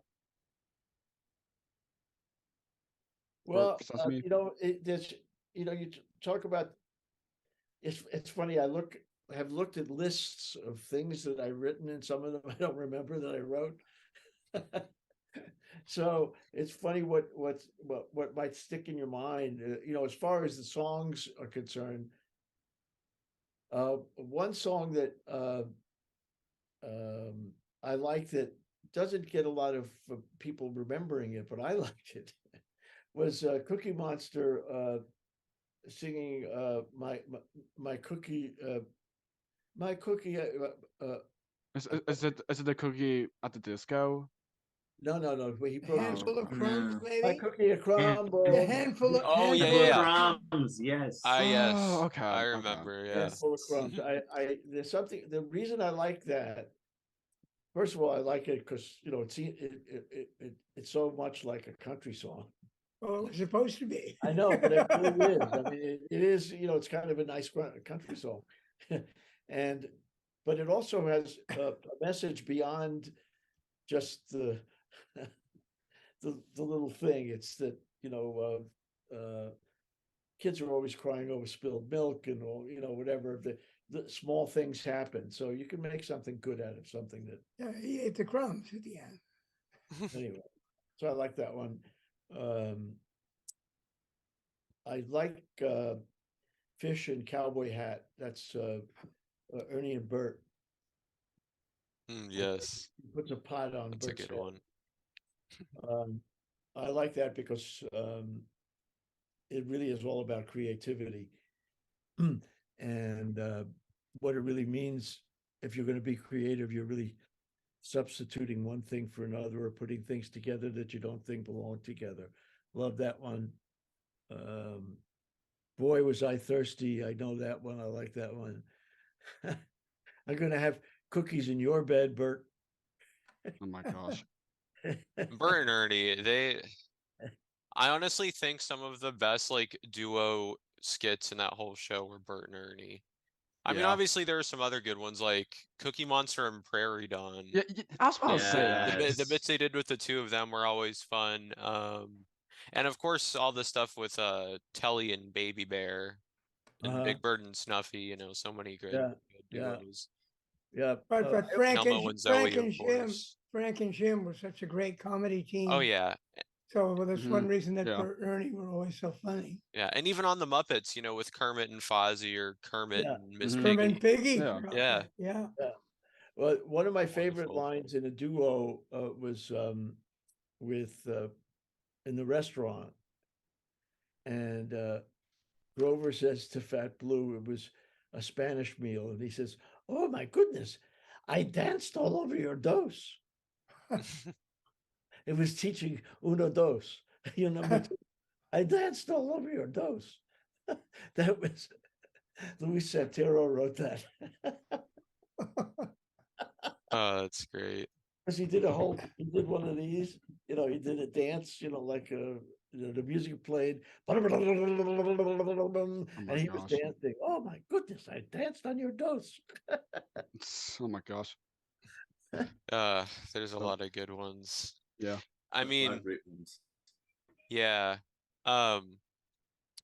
So there, I'm trying to remember what I was gonna say. But yeah, there are a lot of great episodes, with all those characters. So since we're kind of running short on time a little bit, and before because I know we're gonna talk about Between the Lions too. Matt, I sent the last because I had changed it a bit. All right, let me scroll that up here just so I So can. we have 28 minutes left, so let's try to get it all. Gee, thanks, Jakey. Way to bring No, down the I'm not- mood. I'm not like that. I'm just trying. Okay, all right. Let me just get rid of these questions real quick. So many of these. Just a second here. I forgot to mention one that they also did, and Christopher, that we actually didn't mention is Cecile the ball. Oh yeah. Oh yeah. But that was out with the same people I was mentioning before, Jim Blashfield, the movie producer. But there, Arlene Sherman again asked me to write a theme for them. And it was kind of like a Little Yeah, Richard song, very much so. I Yeah. was thinking of Lucille, obviously, when I wrote it. So Cecile, Lucille, I don't know how I thought of it, but that's what that was. God, I haven't thought about that one in a long Me time. neither. That's great. I got what you were saying, Chris. Yeah. Okay. So for Norman, among the many episodes you wrote is one of the more well-known classic episodes, which deals with Mr. Hooper's death. Mhm. What goes into writing a script revolving such a serious topic? Well, first of all, you have to make a decision internally. The production crew has to decide how to, if we're going to do this at all. You know, we could have a lot of places, a lot of shows might just replace him, just have a new face, and keep Mr. Hooper there. Some people might not even mention it. Well, that happened with Gordon in a way. They just replaced him, and it was still Gordon. Right. Yes, I Right, mean, yeah. it wasn't, Yeah. he didn't die, but they replaced the actor. That's true. So it could be done. I mean, you know, the kids, there's new kids all the time, and you know, it would not have damaged anything. But it was an opportunity to deal with this, and so before saying no to dealing with it, we talked to some experts and other people. A lot of people weighed in on whether they thought we should tackle it, and we knew that Will himself would have appreciated having his passing have a meaning beyond you know, just his death, and he would have approved of trying to do something. And so the experts that they talked to gave us guidelines what to say, and basically everything that was, every question Big Bird asked and everything they said was came out of these discussions. So Yeah. when they said, I'll give it to him when he comes back, they had said to me, we want kids to know that when people die, they don't come back. Right. Yeah. Yeah. So they decided on what the curriculum was. Mm-hmm. Yeah. Things within the structure of that script that were given to me, the curriculum, if you will. Definitely. Right? Mm-hmm. Yeah. The other thing was, well, kids don't say he went to the hospital and died, because a lot of kids in their lives, their parents may get sick, they may go to the hospital, and they'll go, oh no, be like Mr. Hooper, they're going to die. So don't say that. Right. We talked with Right. Marty Robinson about this previously. With serious topics, you Yeah. definitely got to do it in a way that kids will understand and not, you know, get scared. Yeah. Right. Right. Mm-hmm. And so that's sort of how the script evolved. And I don't know if you recognized it in watching that episode, but most people just focus on the scene where Big Bird brings the pictures. Right. Yeah. Mm-hmm. But it starts sooner, because part of something that's in that scene is set up in an earlier scene where Big Bird has got his beak between his legs. And Gordon asks him, what are you doing? And why are you doing that? And he says, well, best answer I could give you is because. And so that is important for the next thing. And it always bothered me that when people talk about the episode, that they don't mention that, because it makes, if you don't know that, to my ear, Gordon sounds like He's just giving him an answer. He's avoiding the question. Yeah. Avoiding the question. Good point. Good point. He's not avoiding the question. Mhm. He's going to what Big Bird would Yeah, understand yeah. because he's Yeah. used it before. So Uh-huh. anyway, that's sort of how that bit that the because bit earlier with Big Bird was a thought I had that was not connected to this to the scene itself, the bigger scene, until I sat down to work on it, and I had the because thing in my head, and Right.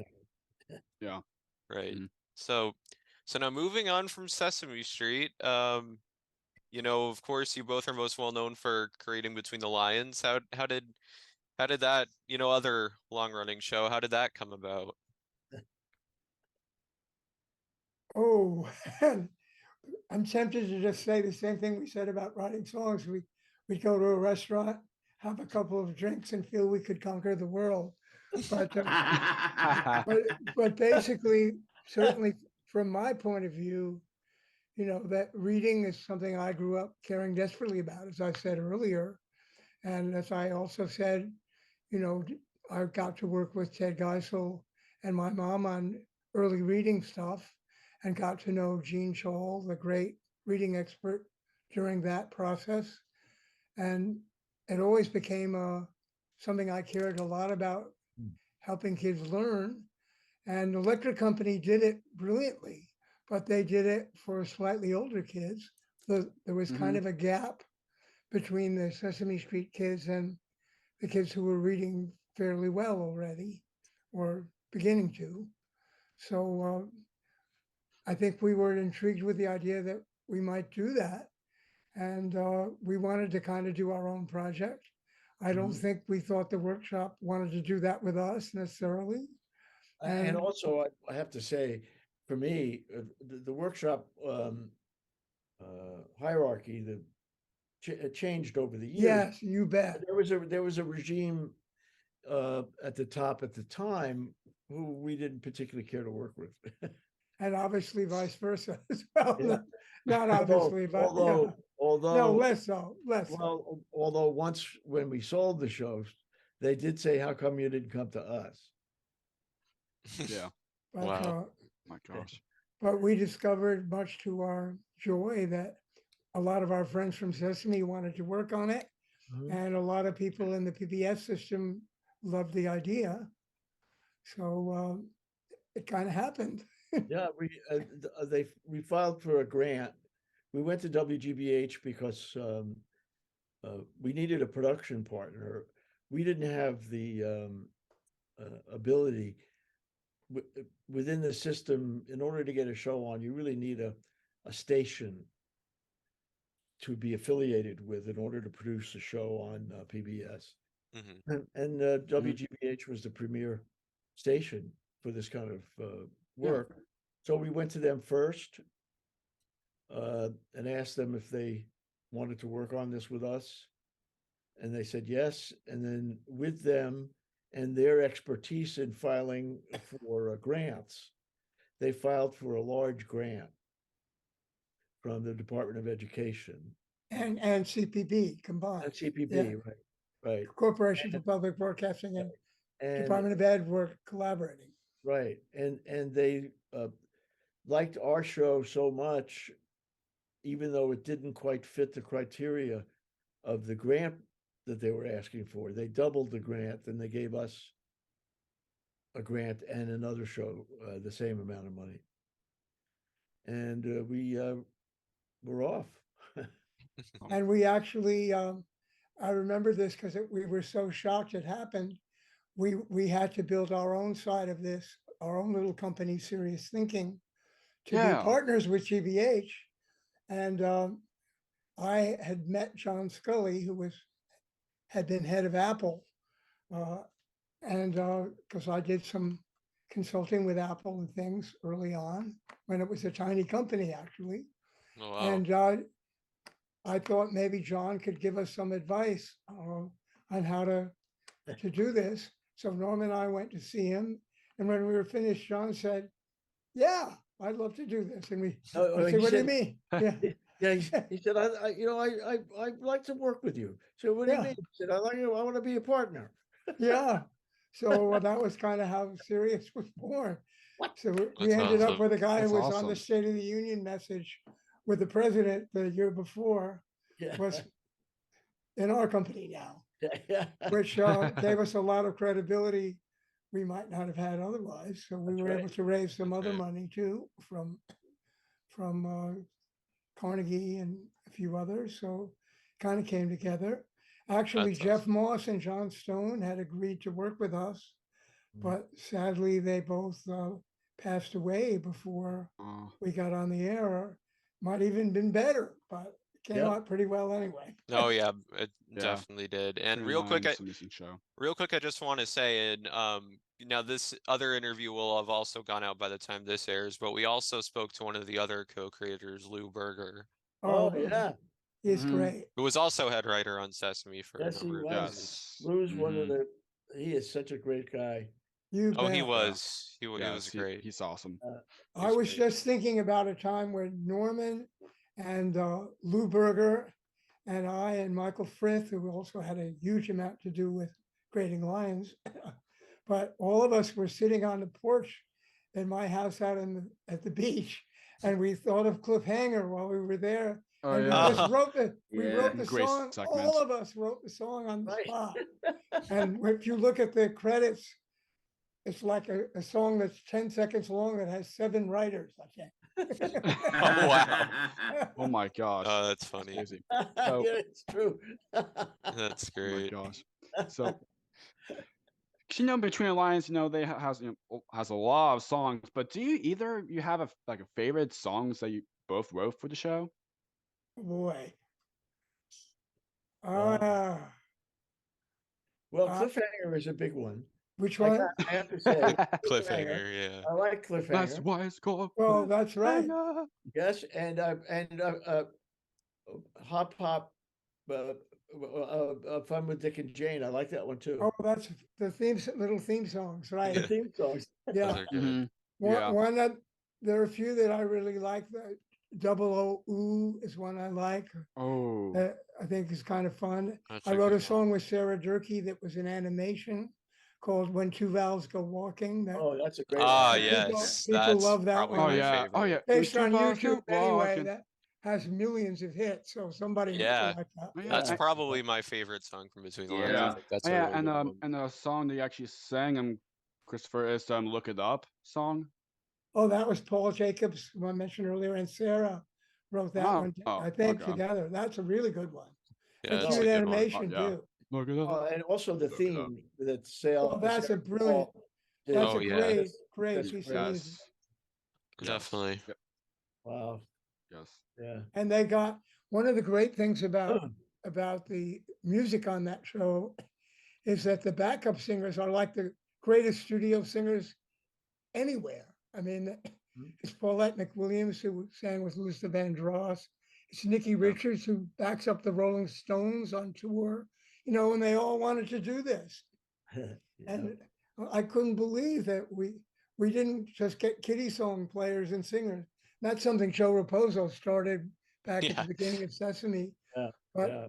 it turns out people love helping kids, and they love that their own kids get to hear all this stuff. That's an The important other part. song I think I did this one with Paul was and I can't remember the exact lyric, but I remember it's a parody of Hair, the song Hair, and it was Lionel Hair Club for Men, Oh, right. and he sang a song about It's getting a something mane. yes, getting a it was the mane. main club for Cubs Yes, was that's the name exactly right. of the segment, and he sang a parody of the song Grow, Maine, Grow, I think it was called. Grow Maine Grow. That's it, right? Yeah. Yeah. And that was a fun That's one. great. Another Yeah. one that I didn't write, but I forget who did. I think probably Paul and Sarah was a jump. There was a song about ing, about ing. Oh yeah. Oh, There's yes, that's where there great. was a great production number with 1,000 Dancing Monkeys, and Yes. so a lot of really fun music on that show. Yeah. Definitely. Definitely. And one I like too is W Trouble. I don't know if you remember that. Oh, W Trouble's a Yes. good But one. that That's was a good one. Jen Barnhart turned out to be Oh, a really good yeah. country singer. Oh yeah, So, and she's gonna be a future guest. she was Jennifer Tammy Barnhart. Yep. Oh, is she Tammy coming Lyon again? Net. Oh, great. That's good. I'm glad to Yeah. hear she's coming. We'll edit this part out, but I think we also got Pam coming on, Pam Marciero, Yeah. and then Heather Ash. Oh, Yeah. great, Yeah. great. Yeah, they'll all be coming on at different Yes. dates in the It'd be And future. of course, great Peter having Linz them. was a big part of Peter Lions, and Linz now he's and, earning. Oh Oh yeah, Peter Linz is a good friend of mine because we interviewed him on Bob's show. Yeah. Yeah, Oh, yeah. Peter's That's right, you amazing. did. And you also should try it with Anthony Asbury. He's Oh, not very yeah. well. He's not feeling so great, I hear. I think but- he's all right now. Is he better? I hope. I think so. Oh Is he? Yeah, don't Yeah, he edit was the that out, original Lionel. please. He's Yeah. great. yeah. Uh-huh. Yeah, Did a and lot he's of got things. he's got history with a show called a British show called Fitting Oh. image. Spitting Image. Do you guys Yeah, know that show? I think so. Yeah, it sounds I familiar. think I've heard of it. Yeah, well, Yeah, go ahead. check it out because it was a British show that built puppets that looked like real people. They made molds Molds. and molded them out of rubber on the spot. So if Putin did something and he hadn't been on before, they would make the puppet that week and have it ready. They were very hard to use, those puppets. They were very heavy, It was Margaret Thatcher. but they had look great though. Thatcher and all these Yeah. people. It was a very funny show. Oh, it's Yeah. brilliant. It really Yes. was. Yes. Really was. Mhm. Definitely. So, do you have any? I wouldn't say episodes because there are too many. Do you have? I'm just gonna keep it hopefully simple. Do you have any favorite Between the Lions characters? Marty Smarty Pants. Ooh, Oh yes, yes, that is a yes. great one. Great. Yes. Just play pants. Ooh, ah. Yeah. That was a fun song. The Dance of Smarty Yeah, Pants. That's a Smarty Pants. Yeah, I'm thinking some Sesame Muppets even did even Yeah, Those we are- had yes, Elmo and Big Bert Bird. and Elmo. or and Yes. Yeah. Yes, and Ken yeah, Fontaine. that's I- what it was. Yeah. I also like. Well, this kind of ties into character and segment, but I really like Sam Spud. Yes. Oh, that was fun. Oh that my was Michael gosh. Frith. Sam That's Spud. all my. Yeah, That's yeah. was really Michael Frith. Yeah. Hamburger. There's And- there's a lot. Silent E. Oh yeah, Silent Oh, I wrote that one. So that was, The Oh, Moby. glad you yes, picked yeah. that. I But love that was Silent really E. Tom Lehrer did a similar song for the Electric Company, which Yes, cool. mine that's right. pales in comparison to that. That's Wow. just Yeah. really, yeah. It does. I also was very fond of What's Cooking. Oh, the Yes. theme song. yes. Yeah. With Theo What's and Cleo. cooking with Theo and Cleo? I know Oh, what's cooking. Yeah. Nosy, Yeah. nosy, nosy. And then Theo would be like, 3 hours? Yeah. Yeah. Actually, a really funny thing about that is that What? the GBH people thought that it was too sexy, that segment. I can Yeah, kind right. of So see they that a little made bit. Cleo You know? Yeah, I and could- but Cleo and that's Theo funny. tone it down. I've never. Yeah. I have never thought of it that way, but No, because So they I were don't think that most way. people did. Most people wouldn't, but they were Yeah. loving. They were a husband and wife, and they loved each other. right. Yeah. Yeah. So they would do that. They came up with Nosy, that nosy, themselves. yeah. Nosy, nosy, nosy. Oh. Another thing we ran into trouble was with Theo and Cleo. With Chicken Jane, the idea that the Yes. chicken Oh my got hurt. gosh. People complained about that, so we put a little notice, which it's hard to see, but it's there in the credits, saying that no animated chickens were injured during the shooting of the show. shooting of this. Didn't help. They made us take it off finally anyway. Yeah. So, because Between the Lines is a very curriculum-focused show, how important do you think it is for kids to kind of learn while watching and enjoying TV? That was the whole idea.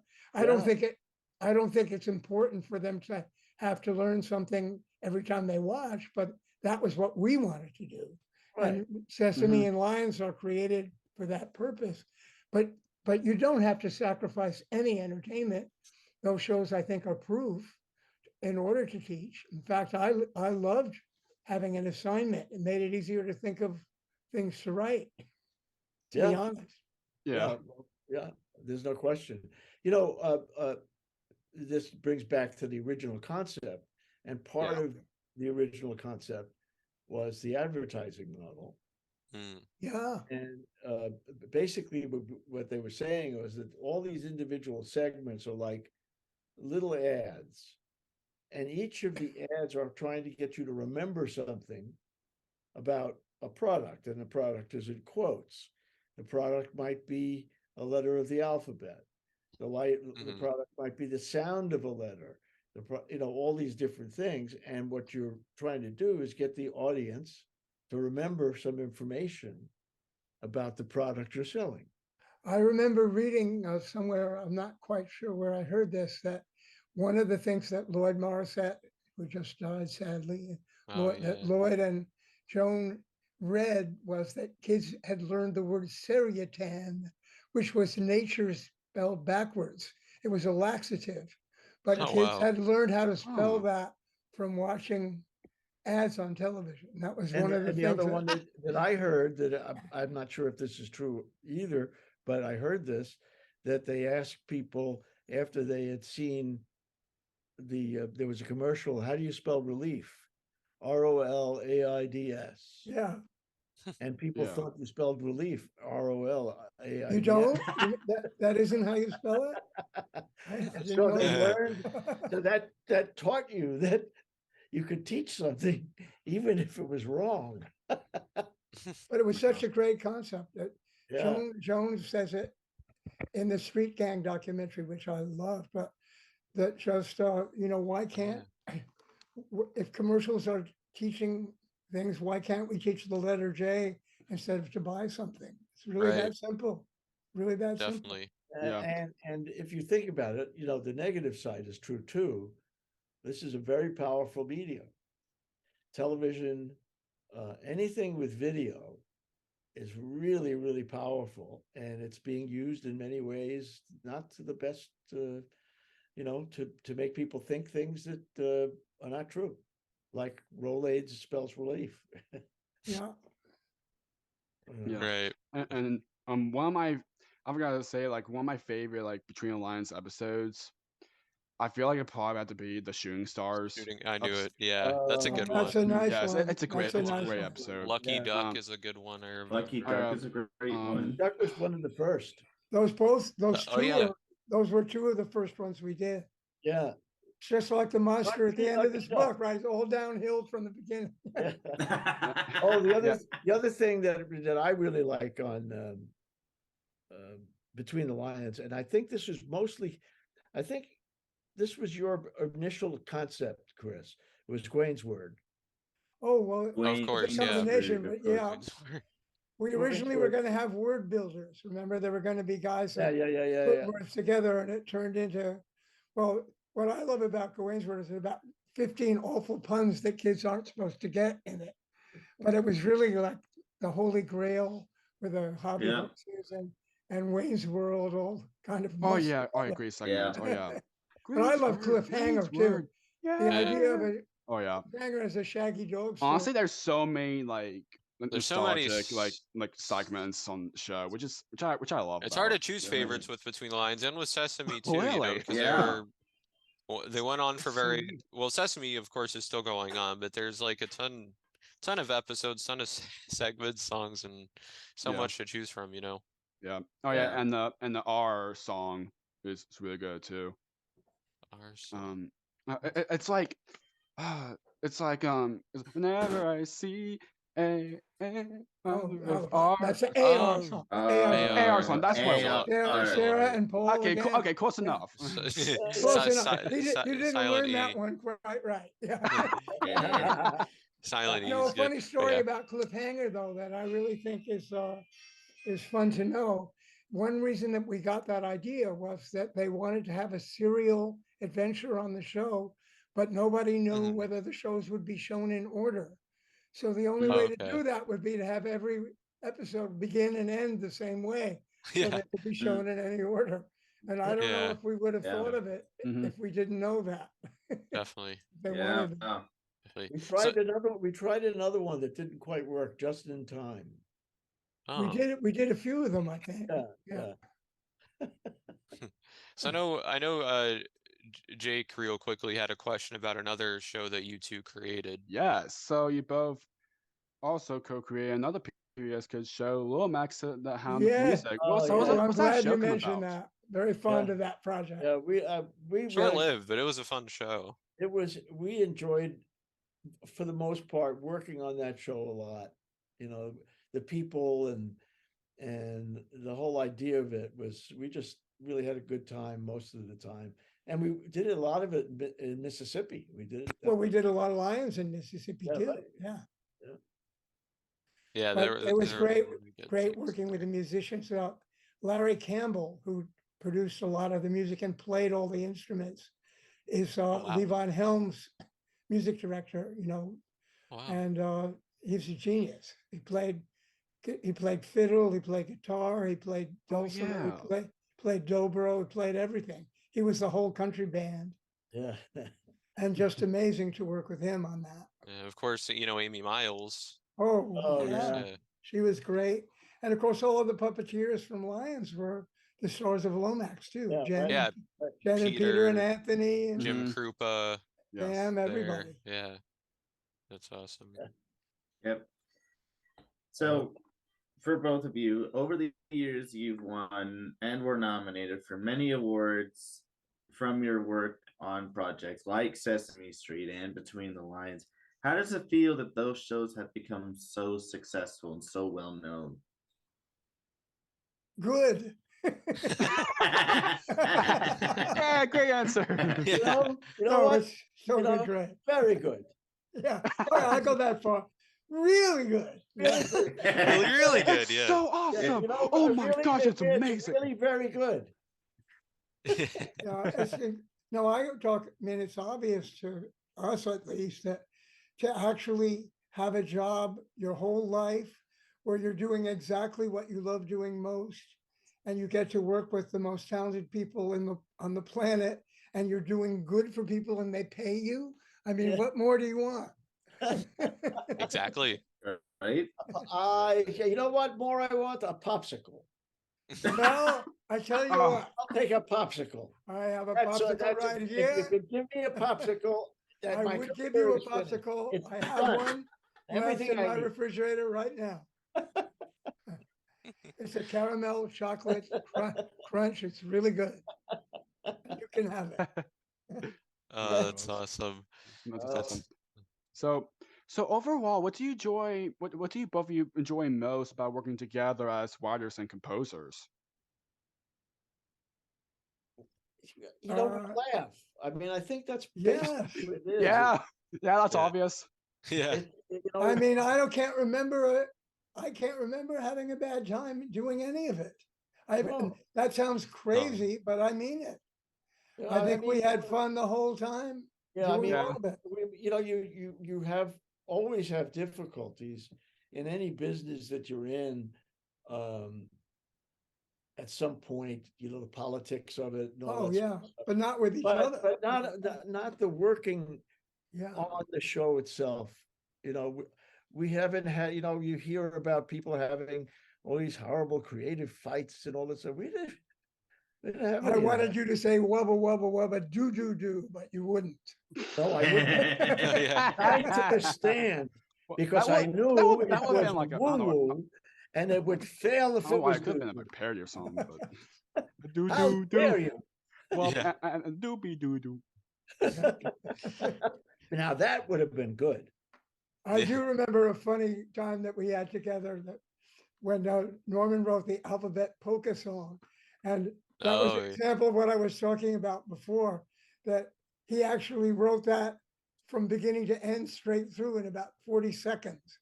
And I remember sitting at lunch while he did that, thinking about how I'd been working for 2 weeks on something else. But he got his comeuppance because it was only on the show, I think, once or twice. And the Polish Anti-Defamation League decided that John Candy's character was defaming Polish characters, so they took it off. They took it off the air. Yeah. Oh, that's great. He and Don Music are somewhere together now. Yes, Oh my gosh. absolutely. So somewhere he's playing his clarinet and That's singing. correct. Josh Mengi. That was the name of the character. so as we're getting close to wrapping up, I would like to ask the both of you, what are the two of you well, I know Norman you mentioned a bit earlier, but what are the two of you doing now? Oh yeah, well, I mean, that's really mostly what I'm doing now. Chris is doing still a lot with the Lions and other things. Yeah, but Nice. sorry to sum it up, but a few quick things that we have are working with Johns Hopkins University and a spin-off called Success for All to match all of our segments up to exactly what teachers are doing each day in the classroom. And then they put them in playlists like YouTube. So if the kids are learning the letter D, they get 3D videos, and we took the old web games and made them just teach D words for that day. And it's really working. Kids are learning at a record rate. And we got a big grant from the Department of Ed. Well, not a huge grant, but a good grant to take that work further. So that's one. So Lions is alive, at least in that way. And I'm also I just got asked to write a song about an anti-racism song with Nickelodeon, and DMC from Run DMC is going to sing it, and he's working on it with me, which is incredibly exciting. I haven't gotten to do anything like that for a while, but I got to parody him. You were asking some of my favorite songs. One of them was Healthy Food, which was yes, that's right. Cookie Monster had to do Run Yes. DMC. So Yeah. and so being able to play that for DMC himself, he had never seen it. He went nuts when he saw it. So that was a lot of fun. Oh my gosh. Daryl McDaniels, his name is. No, that's wonderful. It's amazing. That's awesome. So that's some of the things I'm doing. Nice. Awesome. Wonderful. And it's awesome that you've been trying, for having Between the Lines, being schools and all that, which is pretty amazing. I think that's well, we'd love to wonderful. bring it back. I didn't tell you this, Norm, but I was going to tell you after. I got a proposal from someone who works on the Colbert Show and someone who has 5 million followers on YouTube who want to try to help us bring the Lions back. Oh my God! Really? Well, they're kids. I mean, but why not?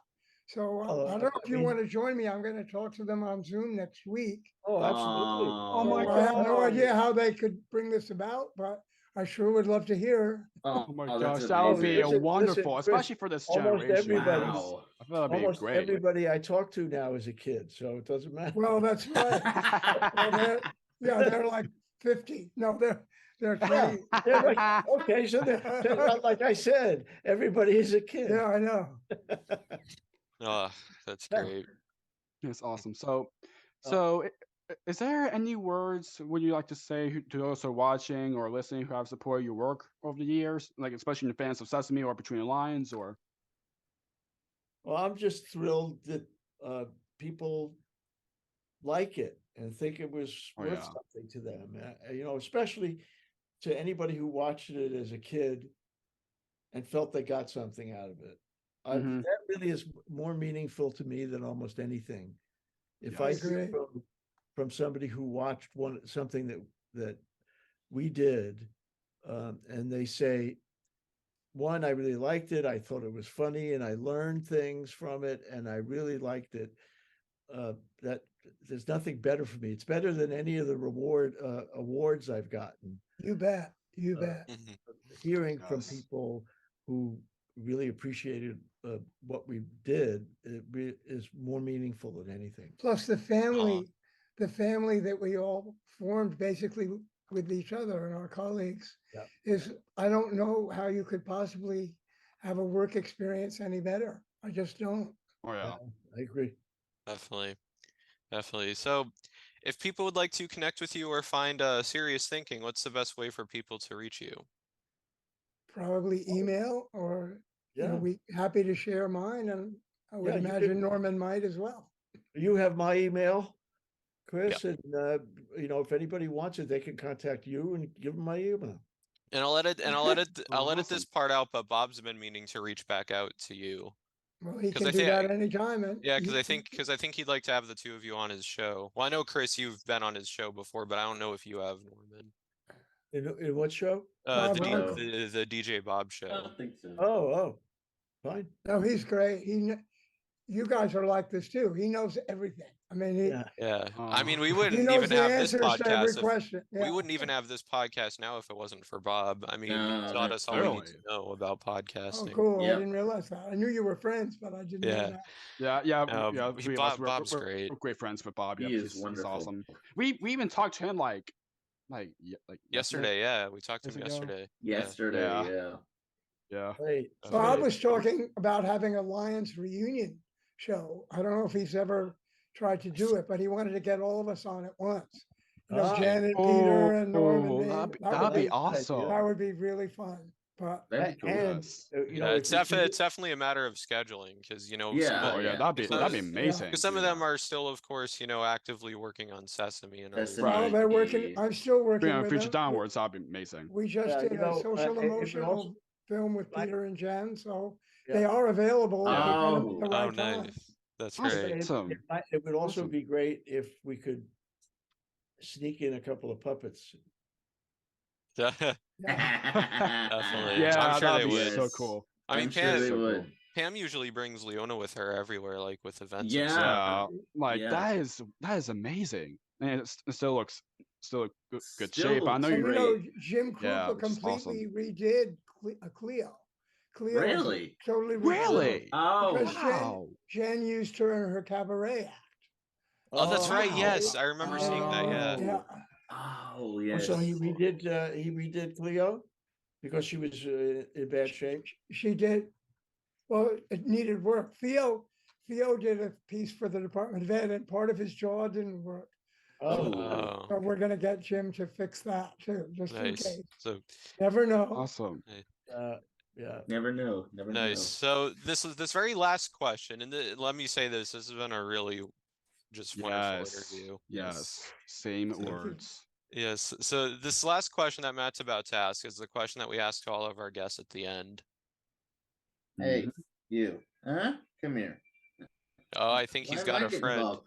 I do. Hey, Marty. Hi. Hey. Marty Monster. How you doing? Hi there. I'm good. I'm doing wonderful. I gotta turn on the light here. There we go. Thank you. There you go. Yep. Who's that? So. That's a Marty Monster. Yes.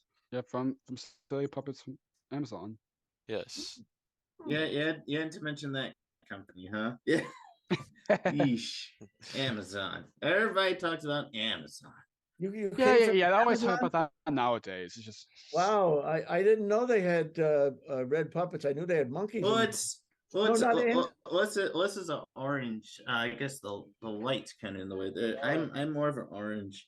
Although I do get called Elmo all the time, so nothing new. Same goes with mine.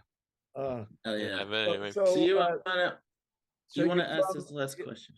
Are you from the Amazon or Amazon the online company?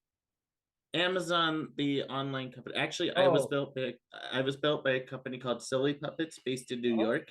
Oh. And they just sell us on Amazon. Those weirdos. Those weirdos. We do have another friend. How long have you been doing this thing? Almost 3 years. 3 years almost. Terrific. So why don't you ask the last question there, Marty? I'd be happy to. As Chris said, we always ask this question to every one of our guests who comes on our show. Of course, this podcast is called Jake's Happy Nostalgia Show. When you think of nostalgia, what do you think of, or how would you define the word nostalgia?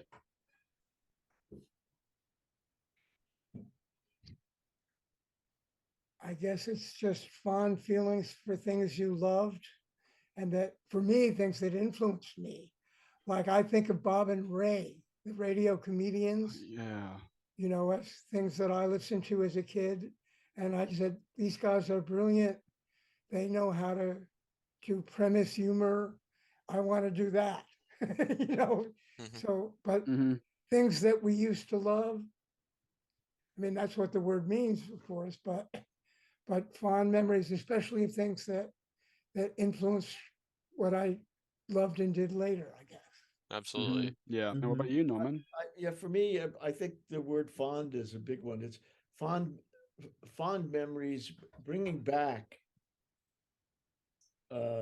things that were fond memories. It's not just a memory, but somehow you bring it forward. Yeah. You're bringing it into the present, and reliving something that meant something important in your life. Nice. Yes. Great words. Yes, great words, guys. Great words. Great words. Especially for this big episode.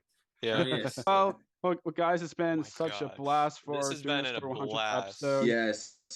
My gosh, it's great for you, but we're having here, especially for this special occasion, and from me, and from, I know Chris and Matt and Murray will be saying the same thing. Thank you for so being much a part for of both our of you. 100th And interview. congratulations on Yes. your 100th show again. Yes, That's thank you. fantastic. Thank you very much. Thank you so much. Yes, and When you That's do your amazing. 200th, remember to have us back. That's really please. yes, that was We'll so make awesome. that happen. I won't guarantee you to be We'll as make it happen. lively.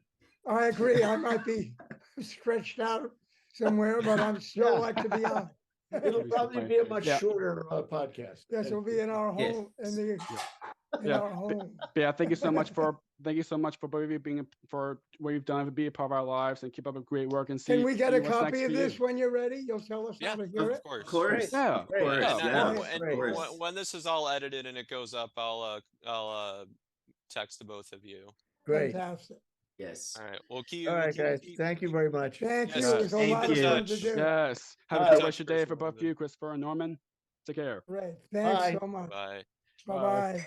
Bye. Bye. Well, folks, it's goodbye from us as well. Yes, from the 100 Nah. episodes, like what I said in the beginning. Thank you all so much for the support. For I'm not sure what the 100th episode we have having that much episodes without you guys, and I know. and for doing this, it makes much how means this podcast means to us, not just me, but rest of the team as well, and Bob, Yes. Our Kieran, entire staff. Bob, Kieran, you Chris, everybody. and Matt. So Yes.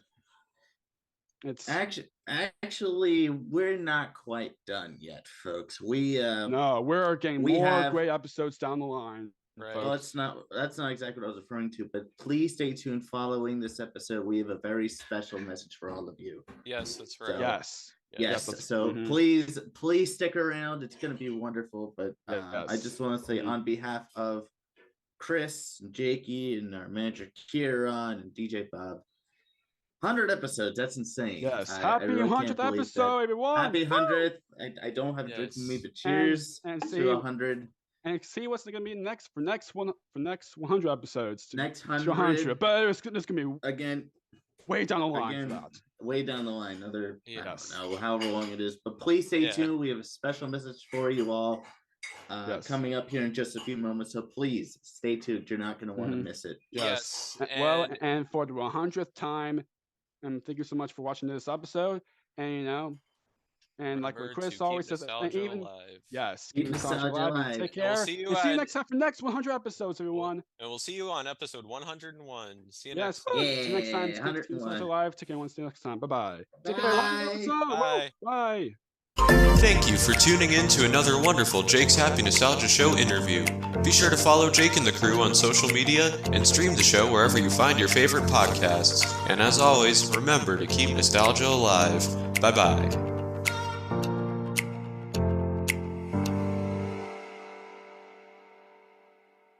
Wait, don't go yet. There's more. What you just saw was our 100th Jake's Happy Nostalgia Show episode. I can't even believe I'm saying that. Oh, by the way, my name's Matt Bingel. I'm one of the co-hosts. Hi. Wow. Our 100th episode. Can you believe it? I sure can't. It's been a long journey, but it's been very well worth it. So what does a nostalgic podcast do for such a milestone like this? Well, some old friends reached out to us and sent some well wishes and congratulatory messages. You'll notice some familiar faces and voices for this. Enjoy!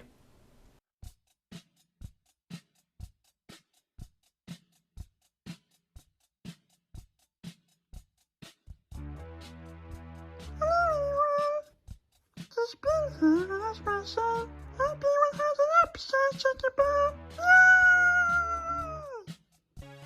Sorry to do that. But, Jakey-Boo, I'll just say this.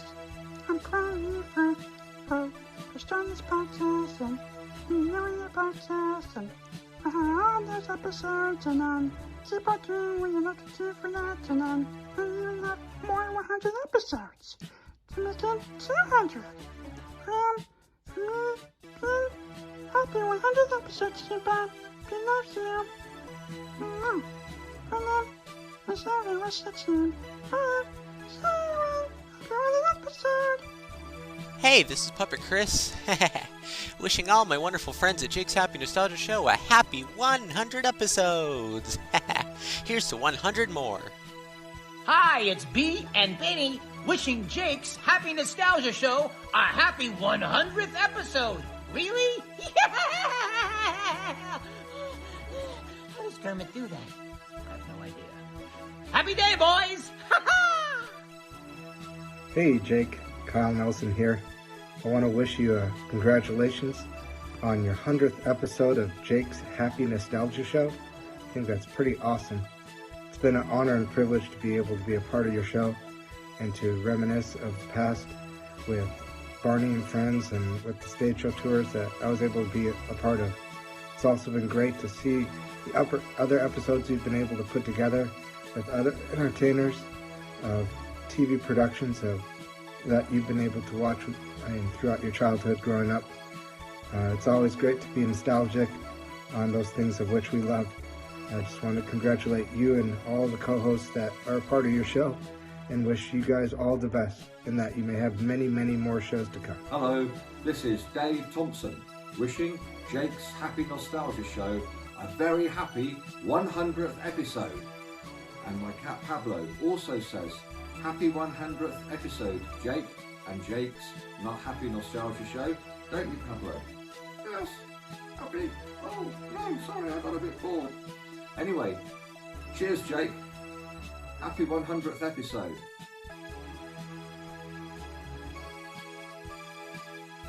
Hi, this is Brian Woodbury, songwriter for Bear in the Big Blue House, and I just want to say congratulations on the 100th episode of Jake's Happy Nostalgia Show. Hi, this is Philip Worcester, sometimes known as the original Fifth Wiggle. To you, Jake, Chris, and Matt, and everyone who has been involved in this wonderfully inspiring and informative show, I want to congratulate you on your 100th episode and as well your second year anniversary. In doing what you are doing, you are not only keeping nostalgia alive, you are also creating it. And even more than that, I want you to know how very proud I am of everything you have done, not only for other people but for myself, and what an honor it is to call you my friend. So thank you for simply being who you are and doing the things that you do. I love you and I will always support you. God bless.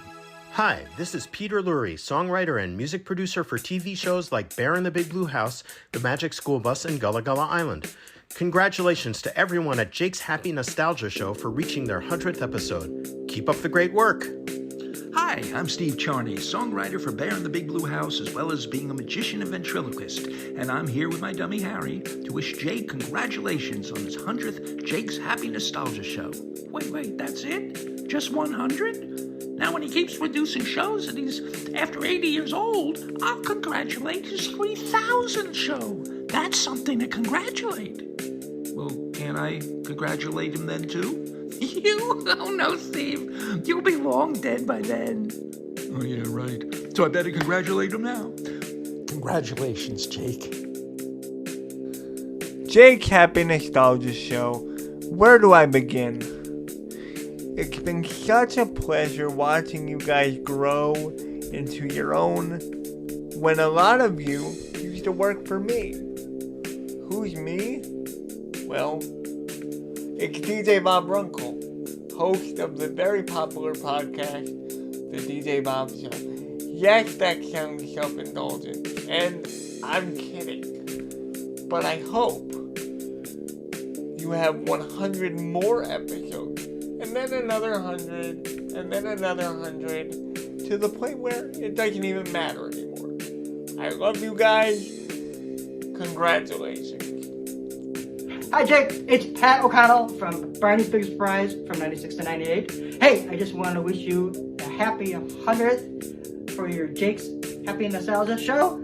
I'm real excited for you. Your show is doing great. I love it. When I find time to watch each episode, you're so good at what you do.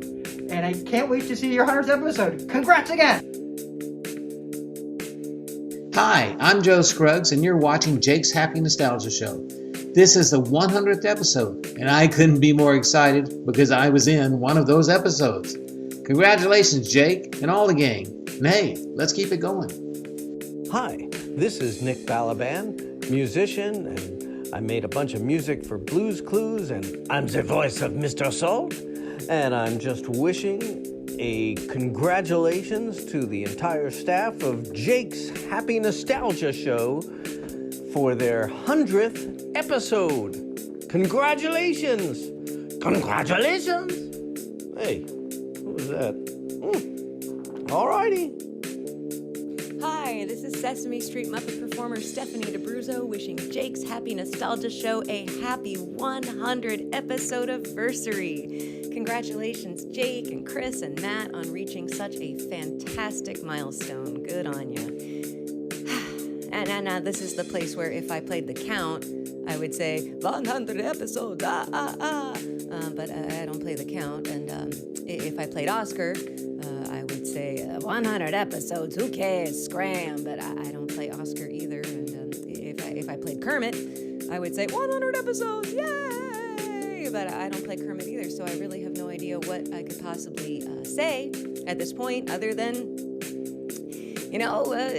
congratulations and all that good stuff. Yay! See, this is why I don't play Kermit. Hey, Foxbird, are you ready to celebrate? Yeah, of course. What are we celebrating? It's Jake's Happy Nostalgia Show's 100th episode. Wow, 100 episodes. That's amazing. It sure is. It's one of our favorite podcasts here at the Puppet Hideaway. So congratulations on 100 episodes. We just can't wait to see more. Oh, hi, it's me, Timmy the Tooth. Well, actually now, I'm Timmy the Bluetooth. I'm a superhero now. Hey, and I just want to say congratulations to Jake and everyone at Jake's Happy Nostalgia Show for 100 episodes. Woohoo! Congratulations. Keep up the good work. Hey everyone at Jake's Happy Nostalgia Show, this is Terrence, and I want to congratulate you on 100 episodes. Wow, you guys have come so far with this podcast, and you even brought on so many guests. Well, including me, of course.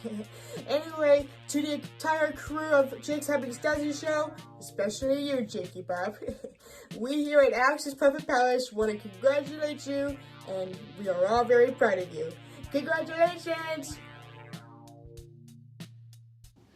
Hello, this is Marty Monster from the Bingel Puppet Troupe, and I just wanted to say a big congratulations to Jakey, Chris, and Matt on 100 Jake's Happy Nostalgia Show episodes. 100! That's incredible! Congratulations! That's a big deal. Congrats!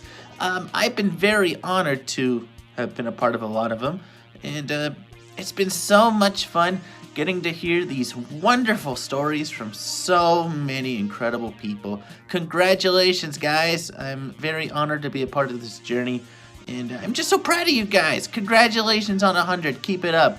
Mwah! Congratulations! Woohoo! Hi, this is Julius from the Bingel Puppet Troupe, and I just wanted to say a big congratulations to Jakey, Chris, and my buddy Matt on 100 episodes of Jake's Happy Nostalgia Show. Guys, that's incredible. 100. That's amazing. I have been so honored to have been a part of some of the episodes and hearing wonderful stories from so many people. Congratulations, guys. I am so proud of you. And keep it up. Cheers to 100 more. Congratulations. Hey there, Fred Holmes here, and I would just like to congratulate Jake and all my friends at Jake's Happy Nostalgia Show on their 100th episode. Congratulations, guys. Well done, and I hope you have a super-de-duper day. I'd like to congratulate Jake's Happy Nostalgia Show on its 100th episode. This is Guy Gilchrist, Jim Henson's cartoonist, and I had a wonderful time on my episode. So congratulations, guys, and I wish you all the best of luck for another 100 or 1,000,000 more. Hi everybody, this is Ivy Austin, and I'm really sorry I can't be there on video with you today to celebrate this amazing occasion, but at least I'm here in voice. Congratulations on this incredible accomplishment. 100 episodes? That is awesome. So here's to 100 more, and I look forward to seeing you guys again really soon. Keep up the great work.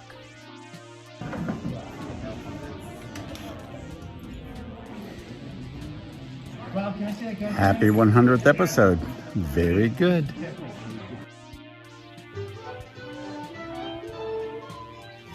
Congratulations on your 100th episode. Everyone's nostalgia is different. This is a taste of mine. Stay nostalgic. Hi everybody, Ralphie here, wishing everyone at Jake's Happy Nostalgia Show a happy 100th episode! Woohoo! Keep up the good work, everyone. You're doing great. So long. Hello, Jake. Pleasure to be here sending you this congratulations video on 100 episodes of the Jake's Happy Nostalgia Show. Oh my goodness. Oh, you've had so many incredible guests on your show. Mary Cook from The Wiggles, Phil from The Wiggles, Rick Liam from Avenue Q, just many more. My boss, of course, was on your show. Wonderful job. Just wanted to send you this message saying congratulations on 100 episodes, and here's to 100 more.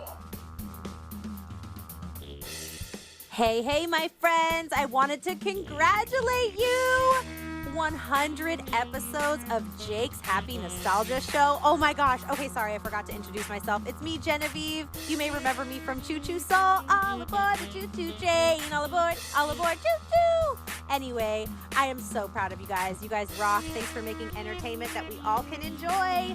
Keep it up. 100 more. Let's go. Hi, Jake's Happy Nostalgia Show. It's me, Carly Shiraki from Sunny Side Up, and we're through wishing you a happy 100 episodes. Amazing! Hey, it's Mover Scott from the Imagination Movers, and I wanted to wish Jake's Happy Nostalgia Show a happy 100th episode. That's an accomplishment. Give yourself a pat on the back or a round of applause. Happy 100 episode. It's a major milestone. Not many shows make it that far. Trust me, I know. I've been humbled to be on a couple of those shows, but really, it's really hard to get to 100 of anything. You must be doing something right. Once again, congrats to you. Great job. Hey, happy 100 episodes. What's up, y'all? It's Chris Hayes. Just wanted to give a big shout out to Jake's Happy Nostalgia Show. 100 episodes. What were you guys thinking? No, I'm really impressed with the fact you got all your friends together and did something 100 times. I've never got all my friends together and done something 100 times. Congratulations on 100 episodes. Let's do 100 more. Let's do 500 more. We'll see.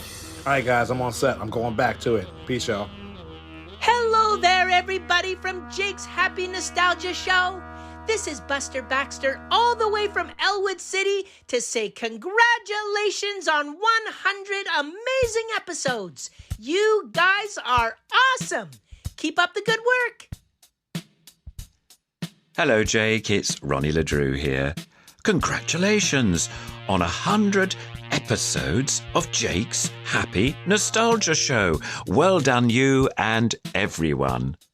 Hey, It's Zippy from Rainbow. Hello, Jake. Congratulations on the 100 episodes of Jake's Happy Nostalgia Show.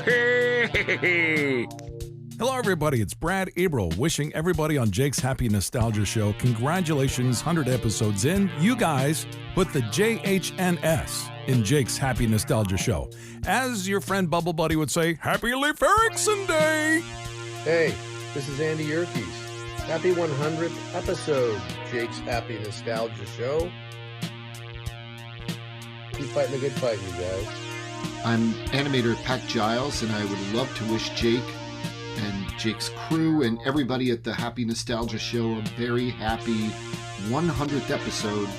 Guys, it's a landmark. It's amazing. It is really something to be celebrated. The talent that you've pulled together in this 100 episodes is really amazing. The fact that I'm got in there at number 77 is such a thrill. What a group of folks to be interviewed with. But then also to be like among the 100 other guests, it's just a thrill and an honor. Happy anniversary, happy 100th episode, and here's to 1,000 more. Cheers.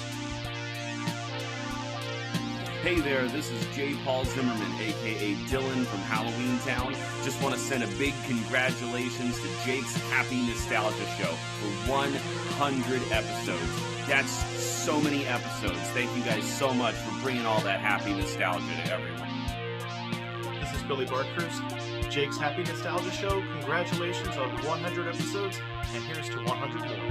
Hi there, I'm Luis Sanpedro, and I would like to send a very special message to everyone at Jake's Happy Nostalgia Show for the 100th episode.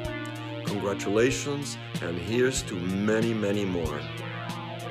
Bye. Hello, this is the Mayor of Lazytown, Mayor Milford Meanswell, wishing Jake's Happy Nostalgia Show a very happy 100th episode.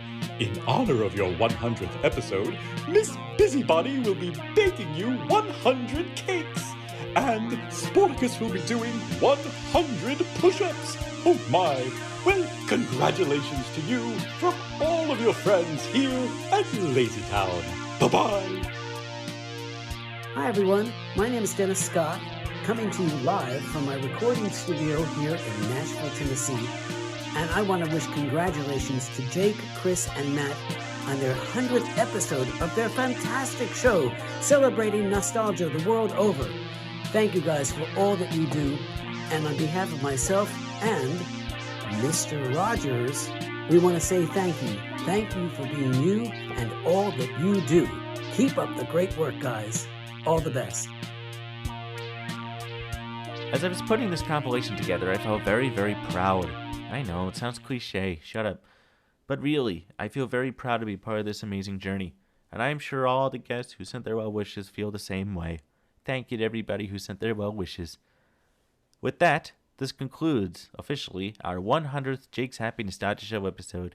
Thank you to all of our guests who've taken time out of their busy schedules to join us. Thank you. Thank you also to Jake Deffinbaugh and Chris Bixby, my colleagues.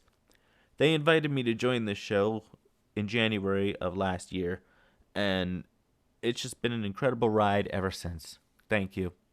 Thank you also to our manager, Kieran Delvin, who also designed our logo. Thanks, Kieran. And of course, we can't forget about DJ Bob Runkel. What a guy. What a terrific guy he is. And I also want to take this time and personally thank my family and friends who've supported this show. And speaking of, I want to thank you, the viewers and listeners.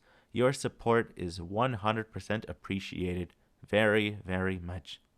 You know, on our YouTube page, where our video version is, we currently have 418 subscribers with a combined view count of more than 66,000 views, which is absolutely incredible. Thank you. Thank you all. At this time, we'd like to roll the names of the people who have brought you not only the compilation you just saw, but the show as a whole. The saying goes, give credit where credit is due, and that's just what we'll do. Until our next episode, episode 101, my name's Matt Bingel. It's been a pleasure being with you. And remember, keep nostalgia alive. thank you for joining us. If you're listening to the audio version of this episode and you'd like to view the credits, please head over to the video version on YouTube at Jake's Happy Nostalgia Show.